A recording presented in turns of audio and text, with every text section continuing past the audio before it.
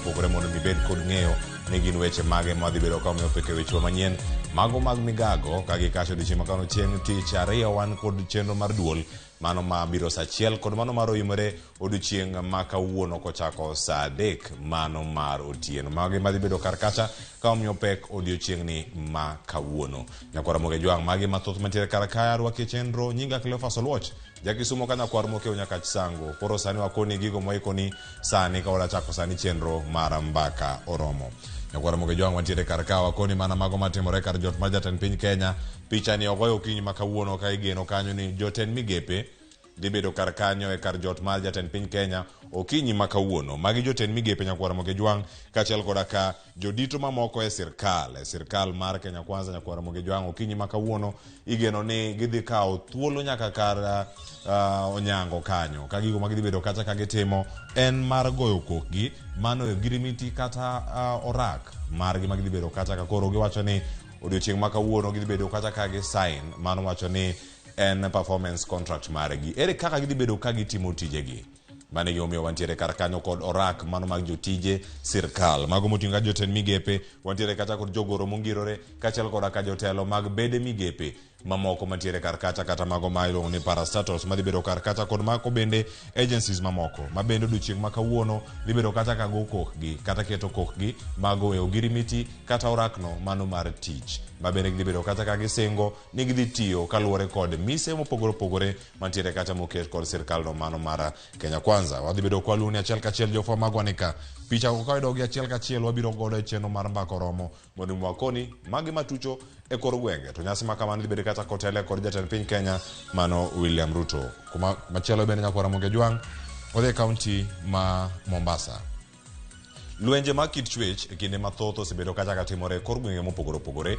wage maber ni e counties duto ma bende ogai mar doho ma pacho kae mano Martha Koome osebedo ka timo limbe osebedo koyawo bad doho moro mantiere bathe kanyo manyalo bedo ni winjo lwenje mag kit chwech kinde mathoth obedo kacha machiegni kod doho kata mano nyabedo ni luongo ni gender desk mano kama nitiere kar kacha kama nyalo bedo ni igoye report kapo nono nitiere rochruok mar ratiro mar ng'ata ng'ata mano chopo kar kacha to bende ne dwaro kony kotenore kod rochruok mar ratiche magi moting'o jogo machuo kod jogo ma mine kaachiel koda nyithindo bende mantiere kar kacha okinyi ma kawuono odhi bedo kacha e kaunti ma Mombasa ka koro wach mantie sani kaluwore gi wach ma jofwambo marwa ma Mombasa joja oko leronwa owachono kanyo ni Martha Koome dhi bedo kata ka yawo ayanga mano resource center kata kama nyalo bedo ni jogo mantiere kod achiedh nade mag lwenje mag kit chwech dhi bedo kata ka goyo report mondo mi giyude kony ma opogore odiochieng' ma kawuono wadhi bedo kata ka waluwe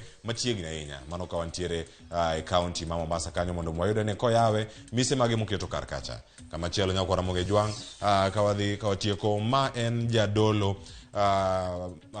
Paul Mackenzie ma bende odiochieng' ma kawuono en kachielo koda kalange mano donjne godo e doho odiochieng' ma kawuono igeno ni gidok e doho mano gidhi chopo kacha e dono Mashanzu itude kacha kod nek mag oganda mantiere kacha e bugno ma Shakahola e kaunti ma Kilifi kendo odiochieng' ma kawuono ka gichopo kacha e doho Mashanzu joja oko bende ang' miwane ler ni gik ma nyaka sani osebedo kata ka timore to gin mage mano odiochieng' ni ma kawuono ikete kar kane mar wechego gi kuko magi ang' biro nwa weche manyien mag migago sani walidhogi alidha mondo ibed kod ng'eyo ni mage ma waikoni e mesa mar kawo weche manyien mago e weche ariyo madito madhi bedo ka warango kacha kawuok e kaunti ma Mombasa kama chielo nyakwara moge jwang' atiere ne kaunti ma Kisumu e kaunti ma Kisumu nyakwara moge jwang' neno bila kanyi neno jong'anyo odiochieng' ma kawuono oganda makedo ne ratich oganda kata jokedne ratich oganda e kaunti ma Kisumu dwa twak kod ute fwambo ma opogore mondo mi gichiwe ywak margi ni gin ang'o ma gibedo kata ka giywaga ahinya odiochieng' ma kawuono wacho ni mano Civil Society Organizations Network dhi bedo kata kod twak kod ute fwambo mano ma gidhi bedo kata ka girango nitiere ng'anyo mano bedo kata e kinde mokadho to nitie jodak e kaunti ma Kisumu ma bende ne oyudo hinyruok kantiere kokalo e lwet obila tiende nang'o ka gichopo kata kendo yudo weche mag hinyruok gi bende nitiere kar kacha nitie mano wito ngimagi nitiere mano watimo sigana odiochieng' manyoro miyo mano wito nyithindo ariyo kaluwore kod ng'anyo ma kamane kaunti ma Kisumu tiende nang'o kendo gin ratiro mage magidani mondo mi oyud e yo makare mane wacho kanyo ni manyo ratich jong'anyo mano ka gintiere kache kaunti ma Kisumu gidhi bedo kata ka gitwak kod achiel kachiel kendo ang' wabedo kod gibende twak mondo mwawinji ane gin to ywak margi gin mage ikete kar kanya kora mogi jwang nikech okinyi ma kawuono wadabedo kata ka waluoni weche giduto matimore e counties ma opogore mano ema koro bende ang' warango kache kaunti mopogore opogore koro emba koro mokanya kora mogi jwang weche moko nyalo bedo ni donjono mane seche ma wantiere sani ka wantiere yamo akoni ma ariyo adek moko bodonjo kar kacha ka koro nyaka sani nitiere kuo mag rech kachiel koda ka mago kuo mag nede mag rech mago mantiere kache county ma Homa Bay Ala Beach Lue mago jodak go mantiere e chulano maremba giyuak kanyo ni koro nitiere weche go mag kuo matimore kanye county Homa Bay jojo mabende wacho kanyo ni nitiere chenro mopogore mago mag kuo mabdhi nyime county ma Migori kotenore kod weche mag wacho ni mago mag njore kata maundu kata kuo gi ang'enge mano motimore kache gwenge ma Wendo jojo malue kendo ang'o miwa ne report ni nyaka sani weche mage matucho e county mano ma Migori e county ma Siaya nitiere wach moro mantiere kacha ni kawuono itimo yiero mago mag BMU kata Beach Management Unit mago telo mantiere kacha e dho wath ahinya odiochieng' ma kawuono gintiere kacha e Wichlum Beach kata dho wath no mano ma Wichlum magi dhi bedo kacha sub county ma Bondo odiochieng' ma kawuono mondo mi gitim yiero magi ma kod mathoth wabedo ka waluoni achiel kachiel nyakora moge jwang ni mar ne wasingo kowuok odiochieng' mokwongo ni ne wabedo wang'i koda iti sani wakawo thuolo ni mondo mi wakaw yweyo machuok ka waduogo chenro mar mbako romo koro da chako sani ka thor wacho odiochieng' ma kawuono en mano motenore kod twak e kind Raila Odinga kod William Ruto en twak monego bedie kind jotelo ariyogi koso ka irango hiyo wach ni gidhi bedo kata kod migepe mopogore opogore kata grube kata komiti no gidhi bedo ji abich kowuok e konde mopogore opogore kata kamano wadawinjo ne nyaka sani twagni onego bed e wi ang'o en twak monego ger e mise mage wadabedo kae nyakora moge jwang wan ka kod mano MCA mano ma Kileleshwa Ward Bore Nairobi kar kae mano Robert Alai kachiel koda ka John Obure mano jakinera tich oganda county ma Kisumu ka entiere studio maro ma Kisumu mondo mwatwag achiel kachiel wago mbaka ni kaka jokanyanam kendo wapenjre ni twagni ogere e wi ang'o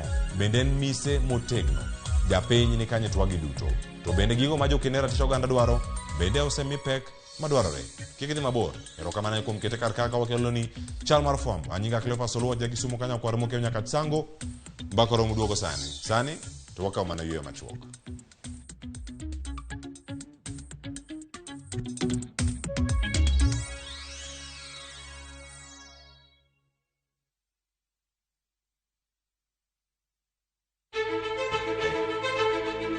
kokalo kuom lakteche kod thieth wayudo ng'eyo kaka dendwa tiyo nitie hormones mar ng'ama miyo kata ng'ama nyako iluongo ni estrogen gi progesterone kendo wayudo ng'eyo kama inyalo yude kony moluwore gi weche thieth daktari en tich ne thiedho oganda mondo oganda odhi maber kaka wadak e kinde ma ok ong'ere ngimawa en gima duong' moloyo ka en ng'ama osiko ka ywaka en kama osechopo dwa kawo ngimane kineno science gi wek rito to e penj laktar wakelo ni lakteche molony to gilero ni weche thiedho tuoche ma opogore kod rito kit ngima maber anyalo tiyo kod chiemo e geng'o thiedho kachiel kod timo bero ngima wa bende yes erokamano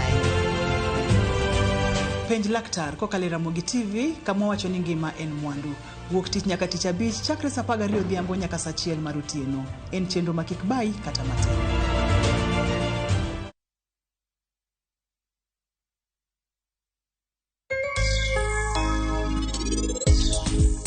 winja kik tim gima idwa timo ne nyim jogi te bed king'e ni an ok adwa donjo e odni ok ibi donjo kata nikech yuvi dayo moro kae moti madwaro ni mondo gik maricho timre e ngimana yaye Doli were gi weche mang'eny to bende kik item yanyo ng'ata mantie kae moro amora mini wacho wadu en ang'o mitimo wacho we anyisi wachni maler abiro kwalo nyathini Dial *334# to enjoy 1 GB at 50 Kenya shillings for 24 hours. Bundle exclusively available on Airtel Money. Okay, nimeshasetiwa hiyo 1 GB. Sana data yako kakuku tu.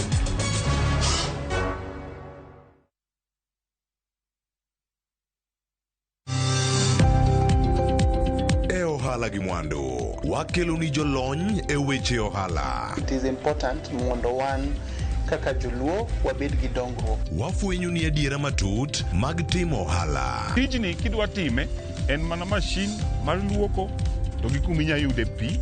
Wawuoyo e wi yore makare mag timo ohala. Kisechopo level mabedo brand, ono beni gimoro amora mitimo en gima timo ang'o makelo pesa. Wakonyi dongo handi ka wami yore mag kano mwandu. Investment group kawache mana gi nyinge no en choko pesa kasto ikete kamoro kasto golo nyinyo mabiro konyi e kinde mabiro. Omiyo wakwayo ni ji duto ket pesa gi e savings mondo wapuonji kaka gibiro tiyo godo. Riwri kodwa chieng' tich ang'wen saa 1:45 otieno mana e Ramogi TV.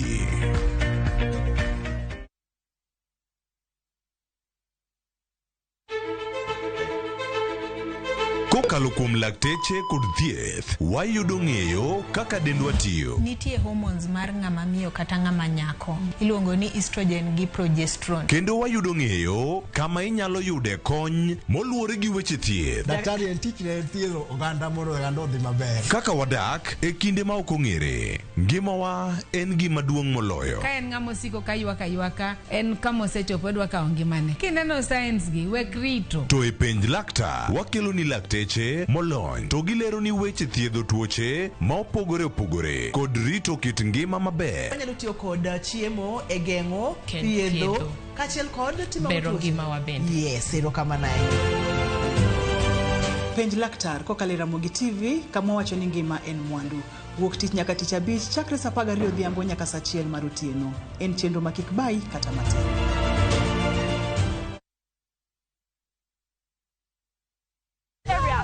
The marrying off of an underage girl has caught these women's attention.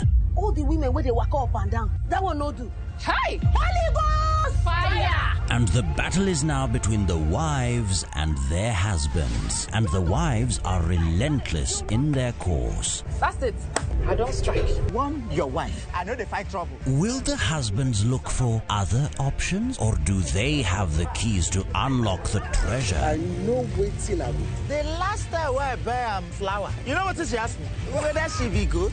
Watch this hilarious and informative African drama of Wives on Strike. Women power! Only on viewsasa.com or dial *487*3#.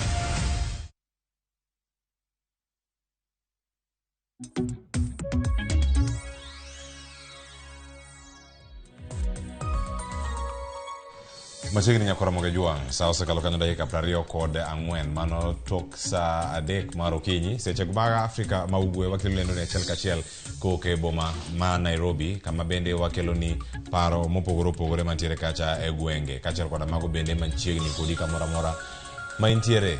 Nyakora Ramogi Juang arwaki sani twak montiere godo achiel kachiel. Nyinga Cleophas Oluoch jagisumo kanya kwar mokeyo nyaka chango ka koro sani wada mana koni ni welo montiere godo kiny makono gi twak man godo en mane. Twak motiego Nyakora Ramogi Juang weekend oganda nodonjo kane gi paro ma opogore opogore.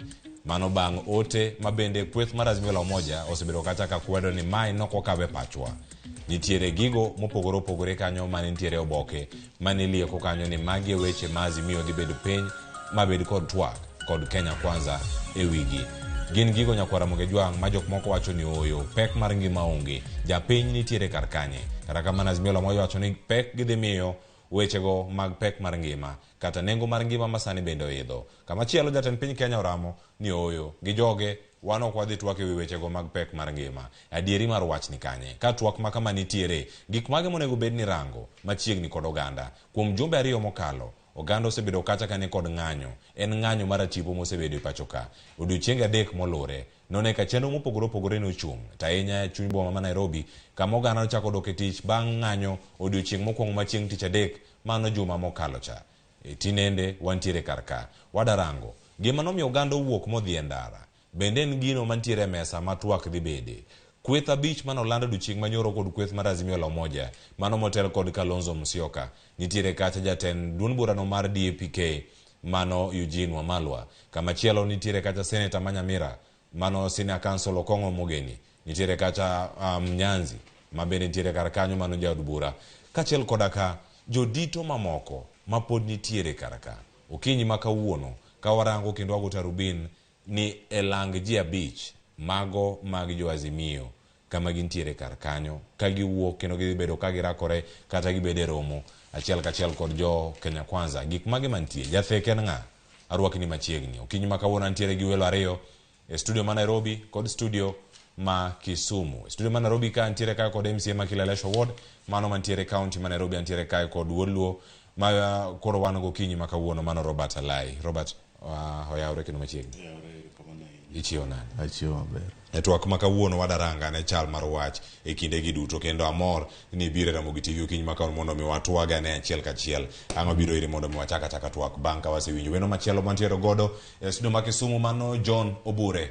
John Obure oyawre kendo machiegni. Kisumu chio nade? John Obure en jaked ne ratich oganda kawuono en e studio ma Kisumu. Oyawre.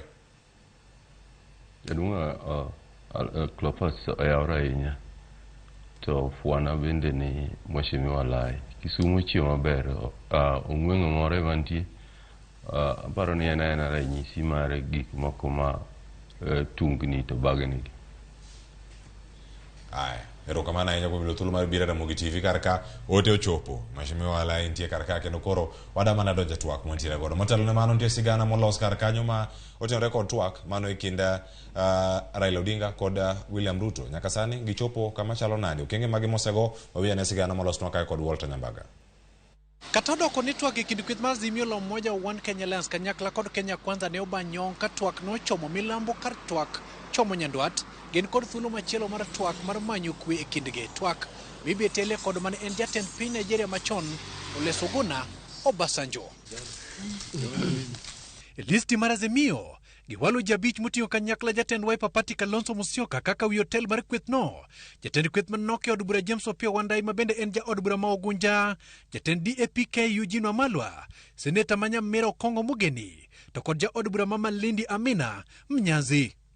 E hote mare Azimio nyonore ni twak margi nyaka gidre pek mar ngima e kama japiny winje matek tweta nondo mar yiero melo 2022 mosekelo wede e kind jatend piny William Ruto kod ogai mar Azimio la Umoja One Kenya Alliance Raila Odinga. E chuogo duol mar IBC manyien e konywando kweth ka kweth e chiwo thuolo maromre ne jokenya leo mag piny owacho to kod chiwo luor ne duond buche mag siasa kotende kod katiba. Azimio bende nyonore ne twak nyaka kaw mana dwe achiel kochakore tarik 1 dwe mar 8 higani. Magi timore ka kweth ma Kenya Kwanza to nosegolo lai margi mar twak mane odhi ataro kod dwach Azimio e kama ne gikino wigi ne twak e wi pek mar ngima kod goyo kogno mbui mar IBC moting'o dwoko mag yiero mokalo. The issues that were agreed on are 5 issues. If you don't want to take that, I told them yesterday, please go back to the streets. Ask yourself, why does Azimio want to help the Kenya Kwanza administration to deal with their problems? We shall not discuss anything to do with Nusu Mkate, anything to do with share of positions. The people of Kenya ultimately will judge the Kenya Kwanza administration on the ballot in 2027. If we fail to deal with the question of the cost of living, it's not for Azimio to help us. Nyaka sama odhi yamo e Kenya Kwanza ne pod nie romo mar walo kanyakla margi mabiro bede mesa mar twak kod Azimio. Oganda jo Kenya koro biro rito ka bende twak maked kod mane nyalo nyago lemo koso lig tiga pod biro mana piyo ka ng'iyo lo. Walter Nyambaga, Ramogi TV, Nairobi. Aya, mane penjo mantiere kar kanyo maduong'. Twagni bende kantiere, mise mage mantiere e twak makama. Winjo kacha nyinge abich, mago mag jo Azimio manyaka sani nyakwa Ramogi Jwang dhi bedo kacha e twak kod Kenya Kwanza. Kenya Kwanza nyaka sani ma pod wadhi e yamo, pok wayudo listi margi. Kata kamano gazeto lieko kanyo jogo ma pod nyalo bedo ni nitiere kar kanyo moting'o jotend Kenya Kwanza mane od bura mar Senate kod mano bende od bura mamalo kantiere kar kacha mano mar National Assembly. Tiende nang'o e twak makamae. Mise mage monego bed ni igere twak machalo kama. Winjo kaka Kimani Ichung'wa oloso kanye lo sirkal kata lo Kenya Kwanza kaka jatelo mag kweth mathoth e od bura. To mane wi sigana ma wachako odiochieng' ma kawuono. Mise mane ma twak ma kama onego bed ni igere. Kaeto bang'e an warang'ane kaka twak onego bed ni ichano e kindegi duto. Arwake twak koro Mheshimiwa Robert Alai. Ilernwa in kaka ni winjo. Mokwongo nitie list manogol. Ni in gi paro mari ni wuon ewi list mar ntiere. Inyalo mana chako kuom kono wani list mantie kacha motel kod Kalonzo Musyoka. Inene yo machalo nani? Cleophas agoyo erokamano ahinya kendo agoyo erokamano kendo ne nyikwa Ramogi chopo kae. Mae chienga mokwongo donjo Ramogi TV, asedonjo Rural Media Services ndalo mang'eny, lakini Ramogi TV mae chienga mokwongo. Daer wacho ni twak ma nyoland gi list ma nyoland nyoro amorgo, kendo aneno ni en yo maber mar loso gima nyocha temo kethore e tend piny mar Kenya ni. To kokalo mano to aneno ka e Azimio ni nyocha watemo timo gik moko ma samoro ok dhi maber ahinya, lakini ok wamany yore mwadwa timo gigo maber. Lakini kama koro line makoro wadonje ni maneno ka Kalonzo telo mbele kachacha, to makore gi Eugene Wamalwa go Opiyo Wandayi kotelo ne joma nitie od bura maduong', aparo ni twagne dhedhe maber. E weche manyocha wadwa wacho, daer paro ne jo Kenya ni higa mokalo ne jo Kenya go kura ne Kenya Kwanza koluwore gi lendo manoland higano. Ka jo Kenya nogo kura ne Kenya Kwanza ema sano otelo ne pinyni. To deber kwa we Kenya Kwanza otim gima gidwa timo, wane ane gima gidwa timo kuma gibo chopeno. Kik wakony Kenya Kwanza tich.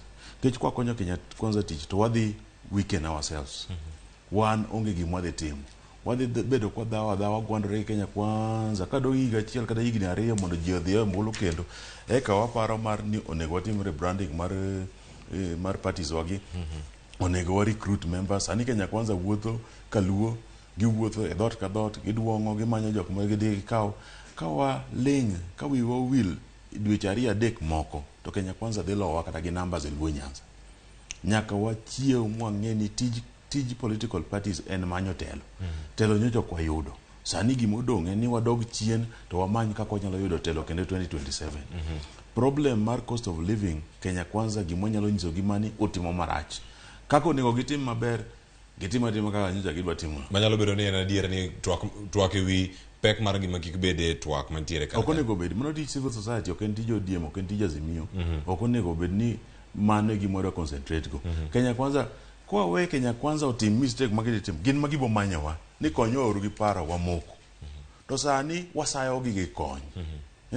Watemo nyiso gi ni onego tim kama to gidwa winjo. Ok unyal chuno gigo. Koro jogi weuru gitim mistake. Wang'eyo ni kochopo higa achiel kata higa achiel gi nus mabiro to gima dhi timore ni jogi biro manyowa, nikech strategy mwaneno ka gitiyo gini ok dhi nyalore. Lakini bok wanyal kasore nikech loko garama mar gima ok en ka loso chae. Ok onyal timore gi dakika achiel. Nyaka bed dweche auchiel kata higa achiel. Koro waweyo gi uru, wamiyo gi uru higa achiel moro. Mondo wane mistakes magitimo. Ka gisetimo mistakes, lakini sani wadog chien to wapenj ni Azimio nyocha wamanya ang'o. To Azimio ni kama nyocha nitie ot mar Azimio ni ng'ato ka ng'ato nyocha okelo ang'o. Very important partners iye ka. En ng'a gi ng'a. To wa prioritize gi to wanyiso gi ni in ng'a ne nyocha kelo kama, in wamiyi position, in idhi bedo kama, in imakonwa kama kotelnwa gi jatendwa Raila Odinga. Erokamano ahinya. Kapok adhi Rwendo mantiere kaunti ma Kisumu nikech en be odhi loso kacha e lo jokende ratich oganda kendo jogo mantiere kar kacha, jogo mantiere kacha civil society. Kapok adhi ire mano jono bure. Kama ibete karka nitiere duond buche mamoko maloso Azimio. Ng'ur nitiere pono ni nitie duond buche mamoko makoro ok omi pek kata e twak mantie ka kweth mag ji abich gi mano kata ja Wiper nitie jo ODM e kinde mag nitiere karka. En pogruok machalo nade maponono ka oganda nitiere karka. Koso wacho ni ka en Azimio nikech mane chama mai bende mane riwruok mar siasa ma nitiere. E kinde bende no kantie listi machalo kama. Mano moting'o Kalonzo Musyoka, kata kod Opiyo Wandayi, nitie kacha Amina Mnyazi kinene karkanyo, Okongo Mogeni Senior Council kod Eugene Wamalwa. E kinde gi ok wane duond burano mano mar Martha Karua gi mano mar Jubilee. Kinde mokalo nwawinjo kanyo kamane ywak maduong' mane Kanini Kega kod Lange bende owacho ni uneno kata Jeremiah Kioni gini bende onge e bipartisan talk committee mokwongo mane otel kata kod Otiende Amollo. Kidieny minene sani duond buche mamoko maonge ema nyalo bedo ni lure gi mbi ma intiere godo e Azimio e kaka ido thuolo mar bede komiti machalo kama. Nitie mbi maduong' ahinya manyocha Jubilee nyocha nigo kendo NAK Kenya nyocha nigo, lakini mana nikech jotendgi. Ok nikech gima nyocha gikelonwa. Ka wane Nairobi, od bura ma Nairobi ma county kae, waneno ka Jubilee ne wamiyo gi ne wazone negi 42 wards. Kuom 42 wards gikelo 8 kende. 8 no osekonyowa matin e county ka. Lakini kadok wamiyo gi zoning, ODM kende dine nigi maok tin od buche 60 wards 60 mande gi yombo kae de wabedo gi super majority, lakini Jubilee no wang'owa. Kwa dhi kata mana e polling station mar jatend Jubilee ma en Uhuru Kenyatta ma dalagi Ichaweri, iyudo ni ward ne kata stream moting'o ji 700 otame yombe. MCA makare mar Jauda, MP makare mar Jauda, Martha Karua be kamano.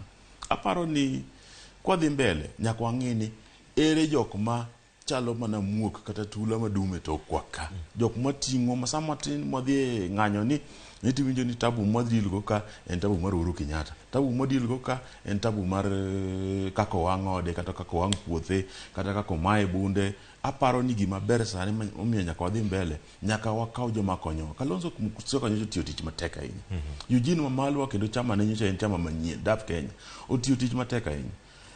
Kaka list mobedo formed mar jabich ni, aparo ni onyiso kaka Azimio nego dhi mbele.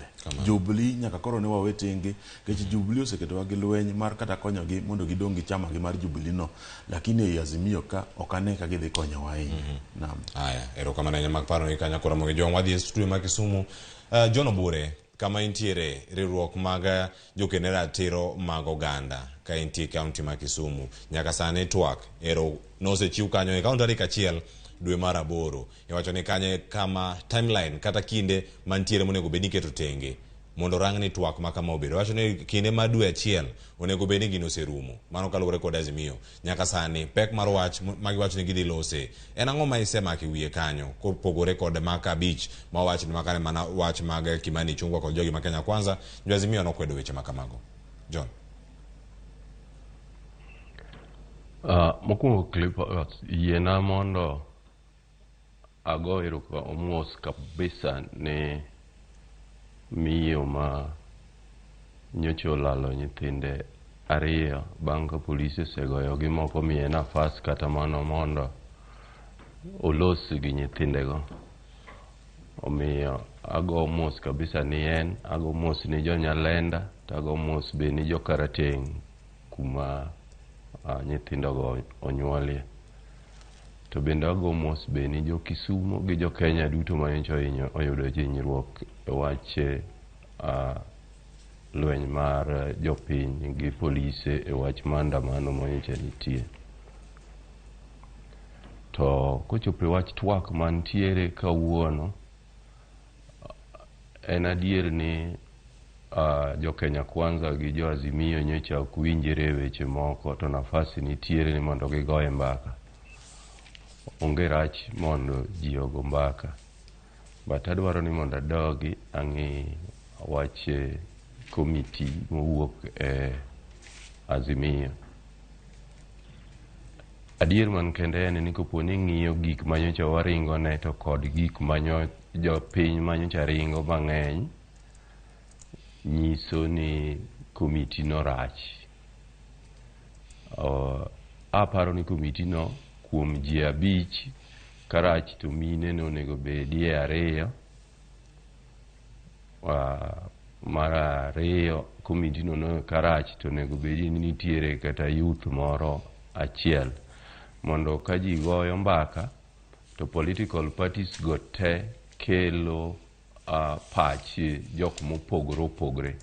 To king'iyo jok mokaw moketie komiti ma jo Azimio oselieko no, gin joma jodongo te, onge kama okelie nyithindo, onge kama okelie mine moromo, to bende onge kama okelie jok moko mong'ol ma king'iyo kani dhi Russia osiptal tinwang'o ka mang'eny kuomgi nyohinyre e ng'wech manyoji ringo ni, either nikech polise nogogi to nikech samoro gibe nyok ginya yudo nafas mondo gikal kuonde mane onego gikalie nikech gin gi ng'ol mopogore opogore.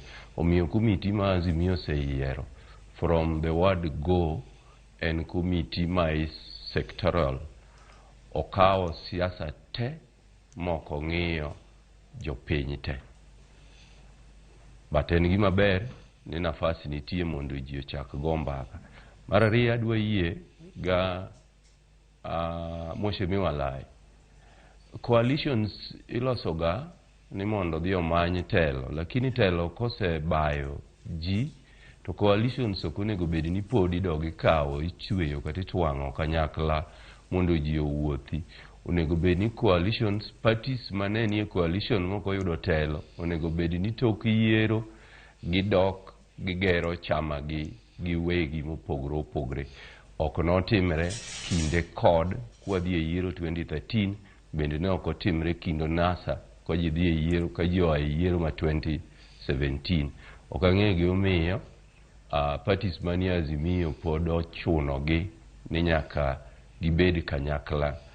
Mano nyiso ni gibiro bet gi buok maduong' ka ji dhi e yiero to party moro oringo wegi. Onego bed ni sani gisepogre, party ka party ng'iyo o concentrate e ng'ikruok mane ntiere go e yiero mokalo cha, mondo one ni ngima matek ma wago mbaka e piny kaeni, ere kaka gin gidwa konyo jogi e counties ma gibeginie gi majority, mondo pek mar ngimani sirikal mar Kenya Kwanza one ni kara either ODM kata DAP kata Wiper ne niga agenda maber ma king'iyo county maenie gi majority to county no timo maber e yor mar pek mar ngima.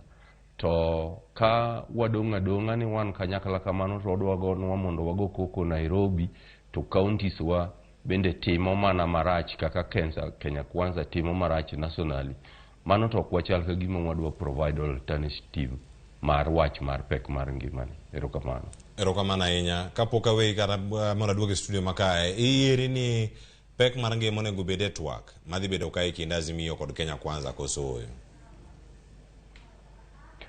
Pek mar ngima ok onego bed e twak nikech Kenya Kwanza onge gi answer mar pek mar ngima. Azimio be onge gi answer mar pek mar ngima. Kata koro wegi magigo mbaka higa achiel, onge kama gibiro bire gi gima biro konyo jopiny. Aya, erokamano ahinya. Ka wantiere kar kanyo mano wendo montiyo gi kaunti ma Kisumu, John Obure, wadhi mana nyime kod twak kama wantiere kar ka kama koro warango ka ntiere listi mopogore opogore konyo Kenya Kwanza tich. Gik mathoth mantiere kar ka miwacho ni ka twak moro odhi nyime, nyalo bedo ni wacho ni kanyo Kenya Kwanza bedo kanyo ka gima ikonyo gi tich, kendo aneno kanyo achiel kachiel pod wantie ka kod Robert Alai mondo mi okonwa en bende kama obete kar kanyo e twak ma kama. Waneno ka ntiere gik mathoth ahinya mantiere. Onego chane yo machalo nade nikech kinde mokalo gigo mane ntiere kata kirange ntie list ya beach mane jo Azimio dagi. E list ya beach ma gigo mane oket kata kod Kimani Chungwa.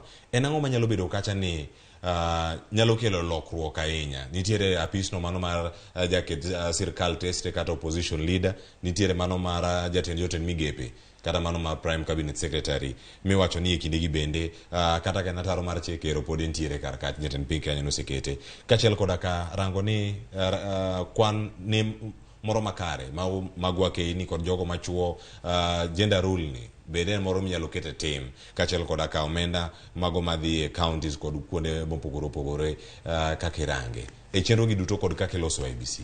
Nyalo bedo ni magi kende gik monego bed ni ntiere iye ka, to jok magi monego bed ni nywako e twak machalo kama. Ero duond buche moko wacho ni ero nokochopo kata yo makare. Gin jok mage midwaro e twak? Ber ahinya winjo kendo winjo paro mopogore mar ni nitie jok ma onego bed included e list no, to ko bedo included kaka ojende gi joma mine, ma kata na yiego, lakini aparo ni list samoro kaka ginene list en list machuok ahinya. Samoro keto ng'ato ka ng'ato dibed matek. Inyalo keto interest mar ng'ato ni obed part mar discussion, kata mar oganda moko obed part mar discussion. E twak mwa dhi timo ni, aparo ni mokwongo nego wadil gi wach mar IBC, kaka idhi los IBC manyien, kaka ng'a dhi telo ne IBC, commissioners mage madhi bedo, mano parties te nyaka bed piny ma amua ni ng'ato ka ng'ato ng'a timo mane. Kaka nyocha jatend piny temo time cha, di nyocha ok ber ahinya. Koro aparo ni atua mwa kao mar IBC ni de ber. Mar ariyo aparo ni nyaka wadil gi nyocha Azimio waluongo ni ni opening the server.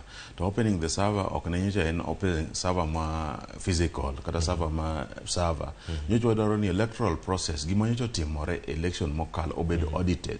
Wang'ini kanye ma nyocha watime maber, kanye ma nyocha watime marach. Ere areas monego bed ni wa improve kata mana wanyalo secure go vote one. Nikech ineno ka nyocha kalo week mokalo ni ineno ka jo moko opile mtandao ka kata mbui ka mo ogoyo piny systems mag sirikal mang'eny ahinya mokelo wach. Aparo ni electoral process wangech nitie tallying mitimo electronic nyalo kecho nyaka audit process no. Nikech kata sani nitie jok moko manencho otimo offer services election mokalo maiga mokalo to nyaka sani pok ochulgi. Ang'o pok ochulgi? Kanyalo ng'adi kar kanyo mana ka milose wechego mag rango wechegi mag yiero nikech mane gimo mipe kacha mokwongo wechegi mag IBC commissioners magi madhi bedo kar kacha weche mag yiero gi notayo yo machalo nade.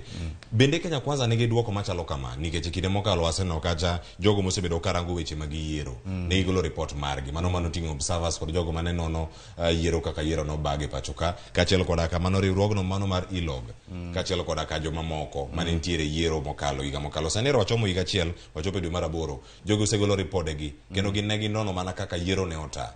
Koro en thuolo machielo miwacho ni onego bed ni rango nyaka mbui mano ti godo to bende mane gima idware twagni koso aparo ni mane gima nyocha waluongo ni electro ni opening the server. Server nyocha ok en server gima nyocha timore. Server ni gima ne watimo process recruitment of voters, voter registration, ensuring chieng' mane walando kaka idhi tim election mo land nyaka ng'o yombo kamoro amora chakre wards mochopo nyaka ka president. Aparo ni gima ber nonego wang'ini nyocha watimo ang'o marach to watimo ang'o maber. Process no bentie lessons mag mwanyalo land to kiko bed answer manyo kuom Kenya Kwanza. Wamany kuom piny miluongo ni Kenya. Koro stakeholders te obed piny to ng'ini period mar ng'iyo gini en for how long. Nikech nyaka sani nitie ward moko kata mana seats moko monego bed ni bedo field. To ginya bedo field ka waonge commissioners. Sani nonego bed ni kochakore May dwe mar 5 nego bed ni wasechako gimiluongo ni continuous election voter register. Pok ok timre nikech waonge commissioners. Nitie gik moko ma saa dhi kalowa. Koro nyaka wadog chien to watim gigi piyo piyo, watim audit process ni piyo piyo bas waduog e mesa. Mar adek aparo ni office mar leader of opposition en gima important ahinya. Nikech 2010 constitution ne waparo lakini ok waparo madip. Nikech ino kaka Nairobi ka kuom ng'eny Azimio ng'eny. To jok manigi governor en Kenya Kwanza. Koro kochopo kanyo iyudo kata ka committee moko chopo committee ma critical kaka budget gini kata mang'iyo kaka sirikal deta maber iyudo ka koro nitie opposition manyiso ni governor kobedo hostile gi MCAs to nyalo yudo ka tich tek koro ko yud tich mayot. Koro constitution mar devolution act ni onego wang'iye maber wang'ini ere kaka wadhi time maber to constitution itself ere kaka wa rectify mondo wach mar minority ok ochuno ni nyaka bed gi opposition. Inyalo bedo gi minority government. Inyalo bedo gi kamoro ma sirikal mantie governor obedo elected mana nikech nyocha ji ohere kaka ng'at achiel ok ni nyocha ji ohero chama ne. Koro mano en gima nyaka wang'iye deep ahinya. Basto devolution kae aparo ni en gima nyaka wadhi walok chik. Devolution kae iparo nitie gik monego pogi account pesa mioro ne county assemblies gi mioro ne executive kaka governor onego opog account go. Nikech sani e counties te iyudo ni gima timore ni MCAs o depend on governor to sign salary gi. Kaka wuono iyudo ka governor moro kwalo to gima timore en ni governor kigoko kainya to governor dhi make sure ni ward ni ok development. The governor dhi make sure ni kata mana salary samoro ok inya yudo. En gima nyocha timore Embu sani neno ka nyocha tungni moro wuok Meru machin ang'o ma MCAs go dogo ling sani. Nikech governor ofwenyo ni en gi teko. En gi teko moro ka kuom MCAs ma ok nyal dhi thage mbele ka. Koro gigi nyaka wadog chien to wang'ini ere kaka wabeta devolution. Ang'o miyo oversight committees ok wamiyo teko. Koro wadhi e constitution to wachange to wawacho ni ward ka ward nyaka yud pesani. Pesani ok en mar MCA, pesani ok kal kata office MCA. En mane ward ka ward, higa ka higa, governor nyaka mi this percentage of development mondo oromre. Ok ni ward moro miyo mang'eny to ward moro ok omi kabisa nikech kaka girelate gi MCA of the day. aseneno kuonde mang'eny to mar ang'wen en wach gender rule. Gender rule, 2/3 gender en gima very important, kendo constitution wanowacho ni onge gender moro manyalo kalo wadgi gi more than 2/3. To gima aneno kae ni kok wamiye priority to obedo beda wach mowacho higa ka higa kata election ka election to watim. Donge rodhi beda ka wach nikech kirango kanyo kata list ma Azimio ogolo. Tie mana 100 kende mantiere list no. Bende gidwa timo gima gidwaro kose mana kete kanyo mondo ponga list nikech Amina Mnyanzi kende mantie kara kanyo kaka ng'amiyo. Ikindi chuo ang'wen. Aparo ni samoro inyayudo chuo to gimbe inyayudo ni samoro kata mana kiketo ng'amiyo kanyo. Nikech kidok kata mana devolved unit kata mana county devolution government mwan gogi. Nyaka ne wachake wan gi women rep everywhere. 47 counties. The women rep gi adi mosetemo entrench watch gender 2/3 gender rule mosetemo gore gi jowadgi mosetemo convince introduce a senate kata gi parliament mowacho ni wan wadwaro ni joma mine kata joma chuo kik law wetegi kik law ng'ato gi more than 2/3. Aparo ni samoro kwa ng'iyo ni joma mine ma dhi fight for joma mine tiyaro ni jomoko hero joma mine ahinya en mana joma mine. Koro en piny nyaka amua ka jok chuo mantie e list ni oamua ni gidwa wacho weche joma mine kata mana gidwa wacho wach 2/3 gender rule, taparo ni ginyalo time moko ni ng'at ma miyo obede list no. Mane kama gintie kanyo koro magijwang kama gintiere kar kanyo ere kaka itayogi bende gin gimise mutegno twako nego beni chano e yo machalo nade John Obure ka ntiere kuomie studio ma Kisumu inyalo mana lero ne nyakora magijwang ere wacho kata joka ma pachgi nyalo bedo ni okochoki kata dhi bedo ni onge e paro gi duto manoro madhi bedo kacha kin Kenya Kwanza kod mano mara Azimio kairange ntie jok mose wacho gani wambe onywa kwa e twak machalo kama un kaka jokinera tero mag oganda bende untiere gi thuolo maru kinde mano wacho ni gigi ok en mana kind Raila kod Ruto onego rango un bende kama untie jokanisa onego bed ni rango duon buche mamoko bende nitiere mapo nono ne ntiere yiero mokalo nok giyudo telo to gionge Azimio gionge Kenya Kwanza e kinde ma gigi duto timore teno kama gintiere twagno onego rwak jok machalo nade to sani kae gin mana ji abich konde mopogore mano kona ma Kenya Kwanza kod mano mar Azimio bende jogi oromo rwako gino minya wacho kata ni en sample moro makare mag jo Kenya duto magida twake wach motenore kod ngima jo Kenya. John Cleopas asewacho ni king'iyo gi komiti ma Azimio seyiero okawo ji te mane momiyo iwinjo ka wacho ni king'iyo mine ok onego bed ni mine tin komiti no onego bed ni nitiere youth komiti no onego bed ni nitiere joma otelo ni joma ng'ol to king'iyo komiti no kaka okete to chal ka gima wago mbaka mana mar jo siasa mochung' omiyo ka en kamano to onge makosa kinwang'o ka agenda mantiere kanyo maduong' en IEBC nikech jok mantiere kanyo gin jok ma wigi osebet ni shida ma jo Kenya nitiere go en kaka iyiero and kaka iyiero kende mamano ok gima chande ja Kenya wacho ni ngima tek to ngima tek moluoro kamora mora thieth rach pi ok giyudi e yo ma gidwaro nengo mar tero nyithindo sikul tek to nyithindo madhi e sikul go bende baden mimiyogi ng'eny to pod jalup ker nyalo chung' mawachnegi ni ng'eni kata oyud digri to en kayiem nono tich onge so gik ma hinyo jo Kenya ng'eny mok diang' we lwet josiasa ni josiasa miketo mok ong'eyo ni to youth winjo pek machal nadi ok ong'eyo ni mine winjo pek machal nadi adwa pogra gi Mheshimiwa Lai kowacho ni mine pok okedo lweny mar ni mondo 2/3 gender rule obedi ei parliament. Sigana en ni gini osedhi modhi nyaka Supreme Court ma Supreme Court owacho ni parliament is unconstitutionally constituted onego bed disbanded. Onge ng'ama osetimo mano. mine mo oyier and samora nyalo biro go erokamano kabisa ni Homa Bay County mosetiyo matek ma oyiero mine mang'eny modhi e National Assembly osebedo ka kedo ni lweny ni to inwang'o ni chik wacho ni mondo kido gini olosi en ni jogi nyaka yud super majority e National Assembly. Jogi yudo ga super majority ma chuo mang'eny attend sama gidwa extend timeline ma chikni onego bed implemented. Lakini kako ridwaro chuo mang'eny go mondo okal chik kaka gini bedo implemented to chuo go onge gi absent themselves nikech ok gidwaro chiko itgi ni telono.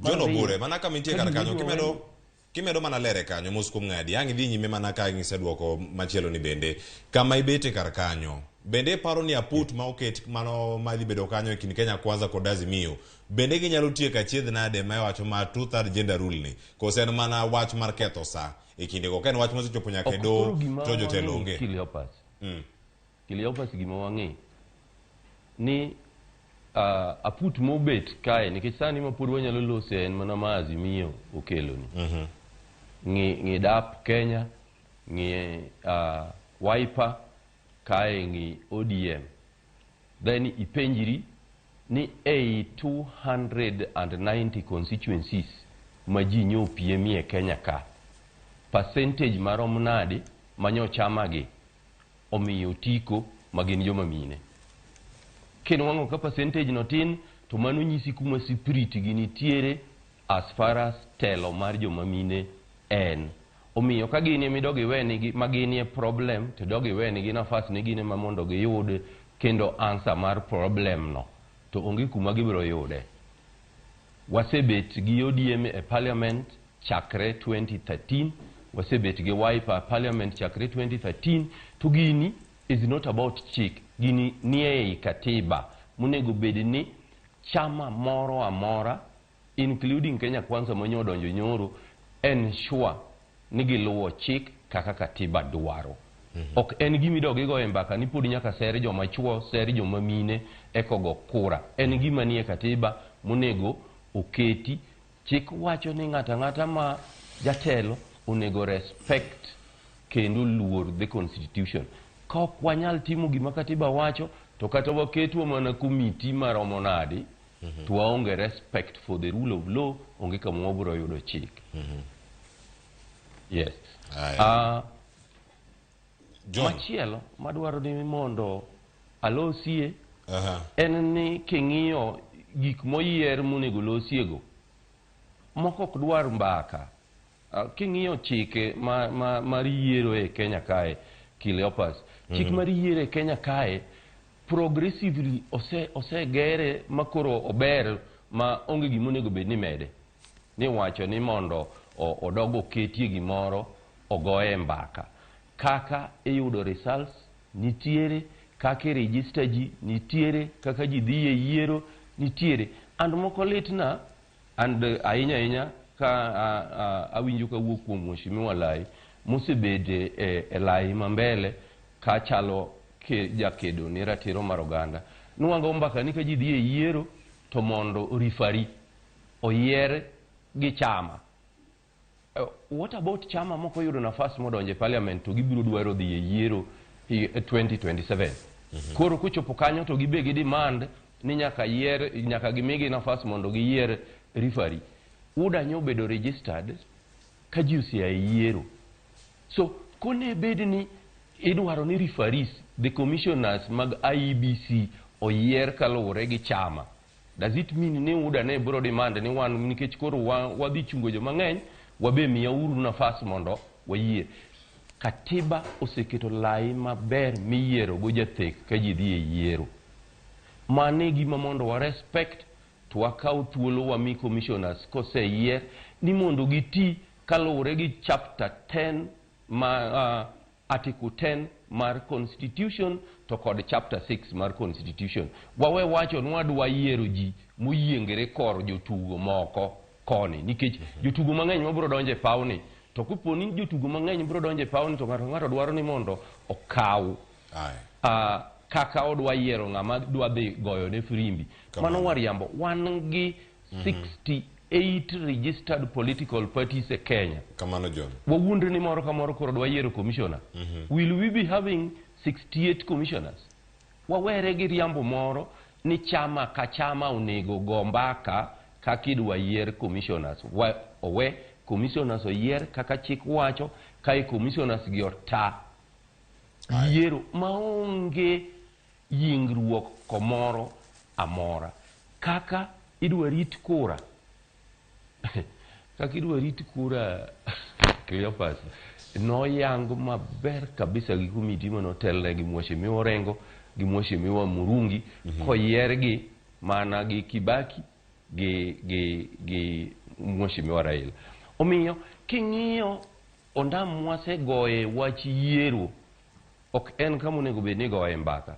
Awinjo kiwacho wach opposition leader. Adwa penjo Mheshimiwa Lai. John Obure. Opposition leader mana a National Assembly we kumondi mathin Cleopas. Nikech sa ochopo kanyo sang'wen ang' wakao yweyo mondo mi waduogi.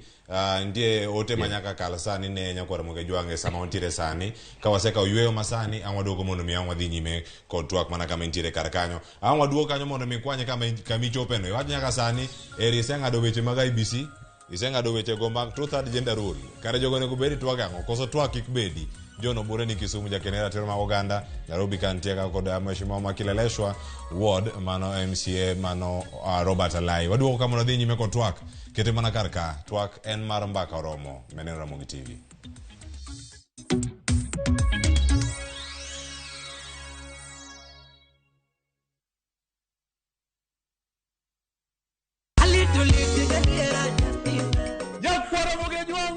Chiegni e show mamit maraktari ma iluongo ni Ramogi Night wakelo go ticha beach katicha beach seche machal kama. Ka in jahera mar luo benga kata ajawa wakelo ni ngolo mobedo piny mayueyo mana mo. Lungani kolo con instrumental kaberni be inyalo lungani Boy Handsome Within and Without. Boy Handsome moment away aroji bed and breakfast sama pekni tilungani ngenja the entertainer. Kaka pile nyakara mogenyo wacho ni kete manaka. Ramogi Night, Teacher Beach ka Teacher Beach, sang'wen otieno.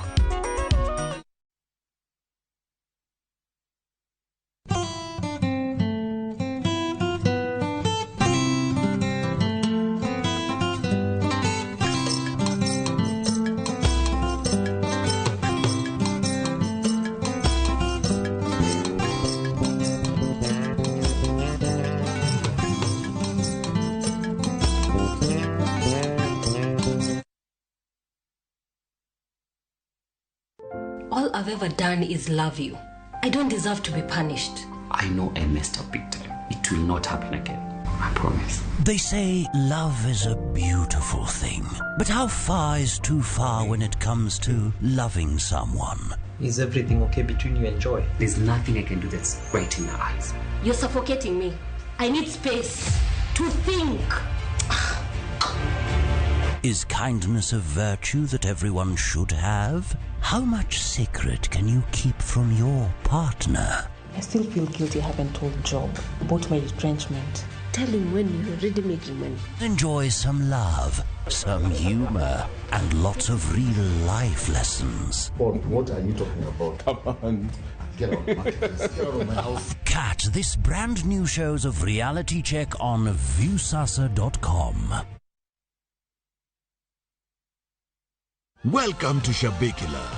Play Shabiki Virtuals on Shabiki.com for a chance to win huge cash prizes from low stakes. Jisetie stake na how much you want to win. Kuna penalty shootouts, defender, and so many virtuals only on Shabiki.com.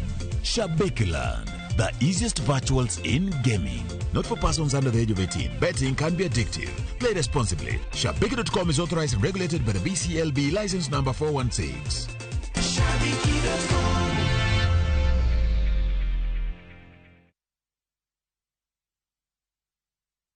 Kati ya watakaofutwa machozi na mimi nimechaguliwa. Kilio changu cha muda mrefu amekisikia. Hakuna tena cha mikosi, ni kufanikiwa. Bwana Yesu asifiwe. Naitwa Komando wa Yesu, mwimbaji wa nyimbo za Injili. Kupata wimbo huu kama sikiza tune yako, bonyeza *811 *381 #. Sikiza na Citizen ni nyumbani kwa wasanii wote. Asante sana. Kilio changu cha muda mrefu.